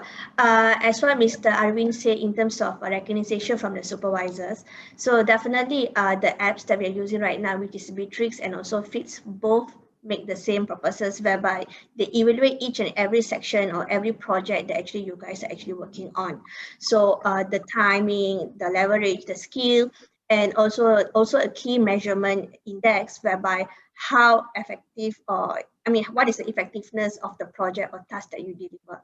So end of the day, what the team leads will get is the statistic and also the appraisal format on what they have done and what is the each individual performance is. So from there, we will evaluate them and also to recognize them in other factors. Yes. So these are the main tools. That's why I'm keep on saying it again. Do invest a little bit to your company to assist or to ease the burden of what your employees actually facing. Yeah. All right. I believe that's answered Ui's questions. Ladies and gentlemen, please continue to type in your questions in the Q&A function, or you may raise your hand to ask question aloud. We have another 10 more minutes for this question and answer session. While waiting for a question, I would like to ask regarding the tracking time application. Is it ethical to track the time for remote employees while they are working from home? Is it ethical? All right, let me share a little bit my point of view. All right. Whether it's ethical, not ethical, I would say depending on the discipline that you carry within you. But from the management point of view, it is a platform where to understand your employees on their time frame. All right. But having said, even though we say 9 to 6 clocking time, when you work from home, we also understand they need their own personal time. So as long the task is finished, as long they're able to deliver the task, we are fine with it. That is the why I was saying that the Bitrix 24, actually, eventually we have, let's say they have to complete 10 different tasks, all right?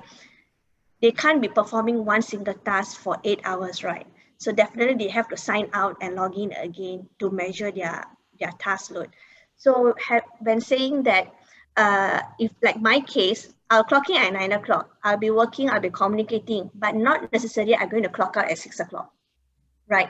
Definitely I'll have kids to take care, my kids to back home, I have to entertain them at certain point of time, and then I have to get back to my work again. And my team members will call me again, so I have to leave my kids aside, I have to get back. So current situation, I believe, and I hope all organization is not really keeping into 9 to 6 practice. We should have certain flexibilities, but the clocking out time is just your disciplinary action, I would say. Yeah. Thank you. How about Mr. Aravi? I would like to add on. Basically, it has its own purpose of basically employee monitoring systems is what we do say for that, right? So there were many organizations during this period who has actually approached us asking us whether we do this employee monitoring system, but we do partner with specific organization who does that. And the cost for this basically is for different purposes. Let me just tell you one of that example. Typical leaders, they actually wanted to understand what time the basically the individual login, what time the individual logs out, how much time that they are spending in each of the applications which is provided. And this is basically the very first aspect of it that they would like to explore. But when it comes to specific analytics or specific performance based purpose, what they actually wanted to understand is, for example, from a software engineering side of it, they wanted to understand how much time, or within this particular time, how many keys has been basically typed in by this specific engineer, right? This helps them to basically analyze the skills of that particular individual and eventually help them to develop that skills in a better way. It's not just from a monitoring aspect of it and just review them based on that. It is actually looking at in a different lens, understanding how well they are basically taking up each of their tasks. Second thing, on emails, how much time each of these individuals are spending a lot in the email side of it, whether they are getting bombarded with a lot of emails, whether they are actually kind of overloaded with emails, something that they would actually able to understand, and they can actually speak with these individuals.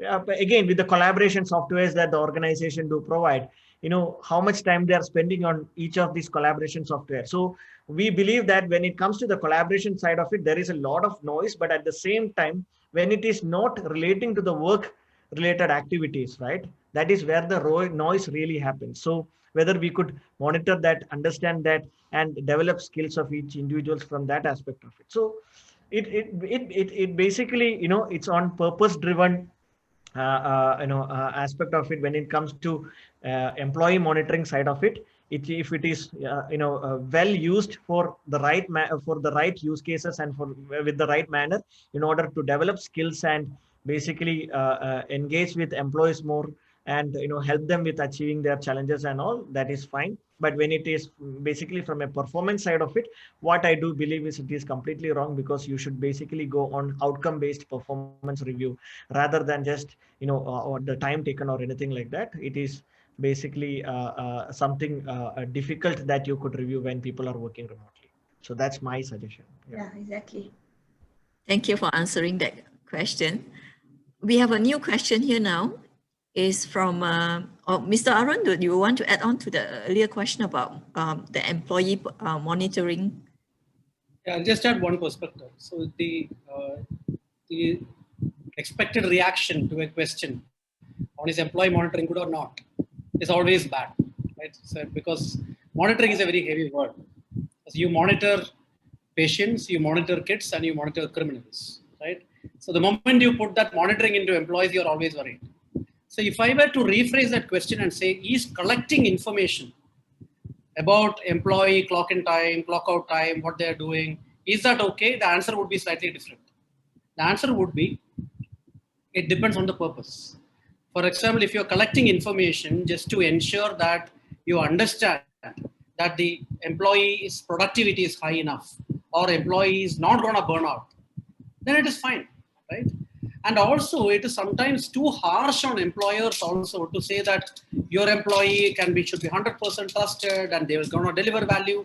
But sometimes you need to collect leading information, right?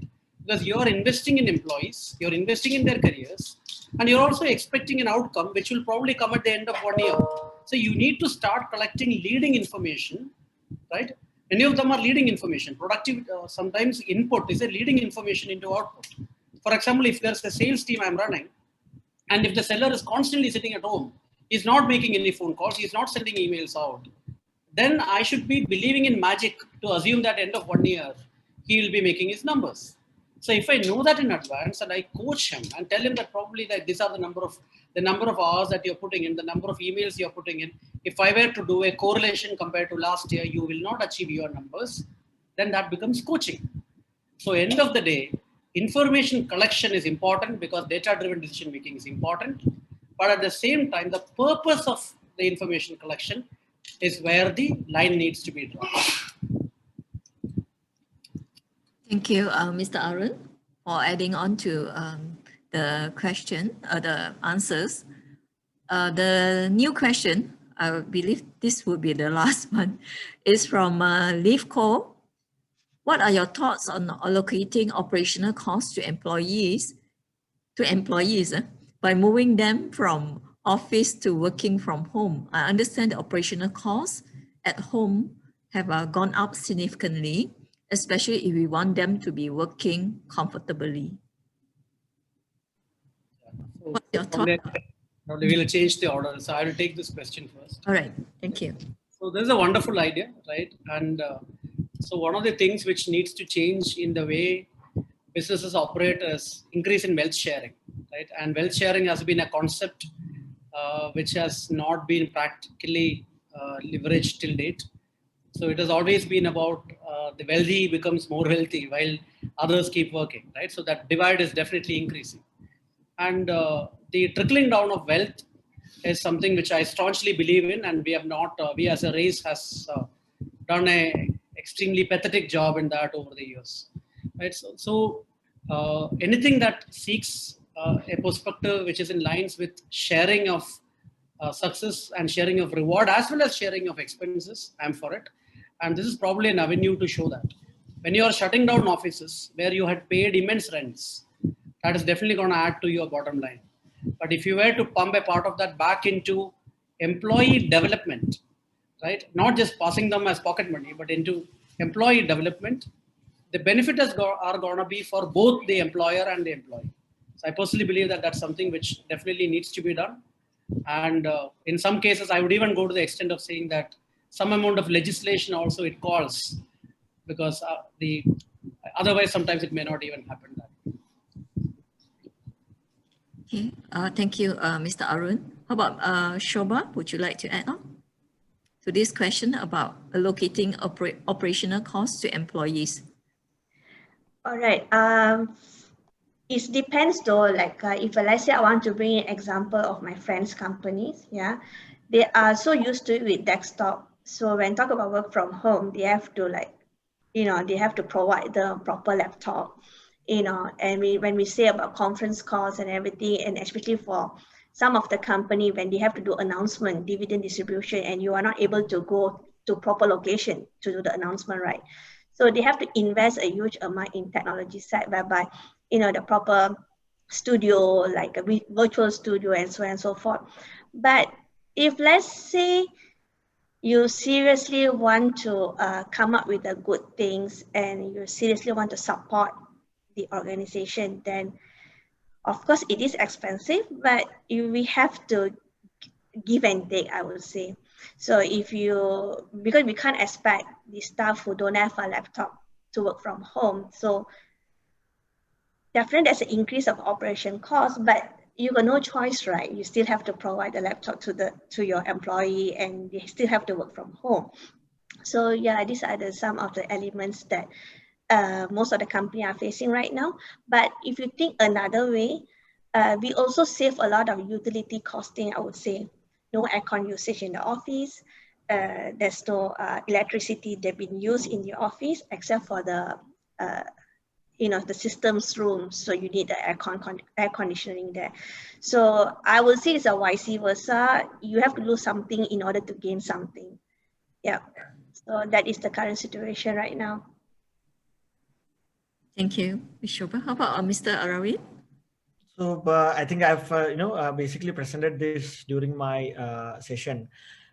Giving enough reliable infrastructure is very important. So that itself, when it comes to remote working aspect of it, right, rather than your existing operational cost, when you invest that on specific technologies based, that help the individuals to basically collaborate more, to get them recognized more, that itself is basically helping the employees to be, prove themselves to the organization and, being relevant to the organization. So I would just like to, give you a simple use case over here that we are working with one of the organization.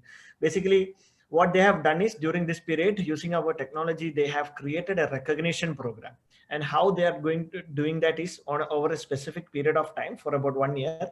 Every quarter, they do have an award recognition And there are 3 awards that they are basically giving.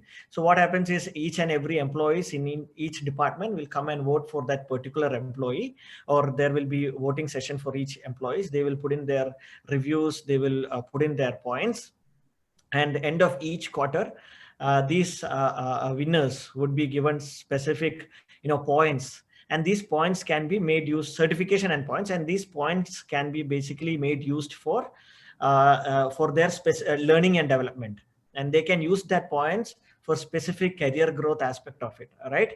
And that itself is giving them a lot of recognition, and that is going very actively. But what this organization is doing is definitely for the employees, but at the same time the organization is gaining a lot, because believe that towards the end of 1 year or 2 years period, when they use this data to understand how many people were often voted, how many of the employees were actually often voted, or how when they actually pick up the top employees who actually got the most vote, they are actually identifying the high potentials of the employees while these people are working remotely. So they are investing both for their organization, at the same time for the employee benefits as well. So similar ideation, similar strategies that the organizations pick up is very insightful for me to actually experience and see. So just wanted to share that across. Okay, thank you so much. We have completed the question here. There's no participant raising hand. We have reached 1 o'clock. Anything that you want to add, Ms. Shoba? All right. From my end, definitely a small help. Trust your employee, and for the employee, trust your employer. So during this situation, during this pandemic, everything is new for all of us. So just bear with each another, and just move forward with positive thought. And all the best to everyone, and hope there's no more retrenchment. I hope there's no any UPL to be given, and let's see how we move forward. All right, thank you. Thank you. How about Mr. Arun? Would you like to add on any points for the participants? Yeah, so just a closing thought is that, so I think all changes are inflection points. So what I mean by inflection point is that life will either go up or come down. It will never go straight. So COVID has been an inflection point, and it has changed a few things, and they have changed it forever. And now it is for all of us to make it better or worse. And one of the key pivots is on managing your workforce, which has always been important, but understand that the way you manage and how you manage them, and even the why of managing has completely changed. And you need to wake up to that, leverage empathy, leverage technology, and also give it time. So that's how I would look at it. All right, thank you, Mr. Arun. How about Mr. Aravin? Would you like to have additional points? So first of all, thank you so much, FMM, for giving us this wonderful opportunity to take this session, and thank you everyone for taking time and attending this. So I wish you all a wonderful week ahead, and also please stay healthy during these pandemic times. That's the most important thing. And while these remote working initiatives are being a very normal situation for most of the organizations around the globe, let's work towards it. Let's develop that skill, as I mentioned, and let's grow together. Thank you so much. Okay, thank you so much. So ladies and gentlemen, on behalf of FMM, I would like to thank our 5 speakers today: Engineer Tajul Ariffin bin Mohamed Nori, Ms. Andrian Clark, Ms. Shoba Rani, Mr. Arun Sundar, and Mr. Aravin Murali Dharan. They have taken the time to share their knowledge and experiences with us at this webinar. I would now like to share what you can expect after today's webinar.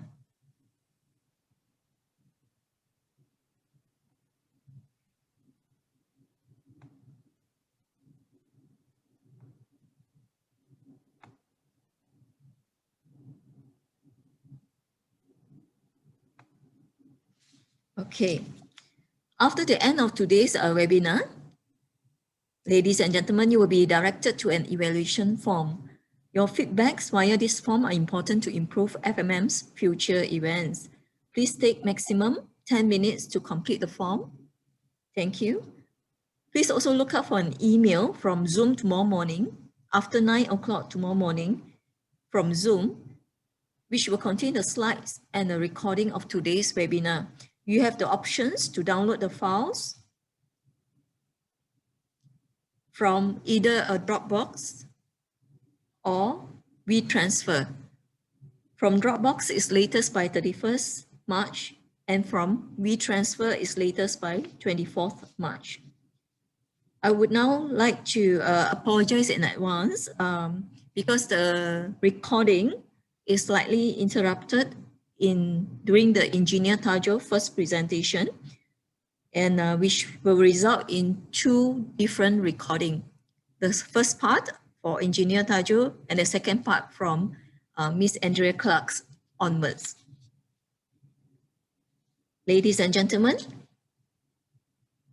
we really appreciate your participation today, and we definitely look forward to receiving your participation in FMM's future events.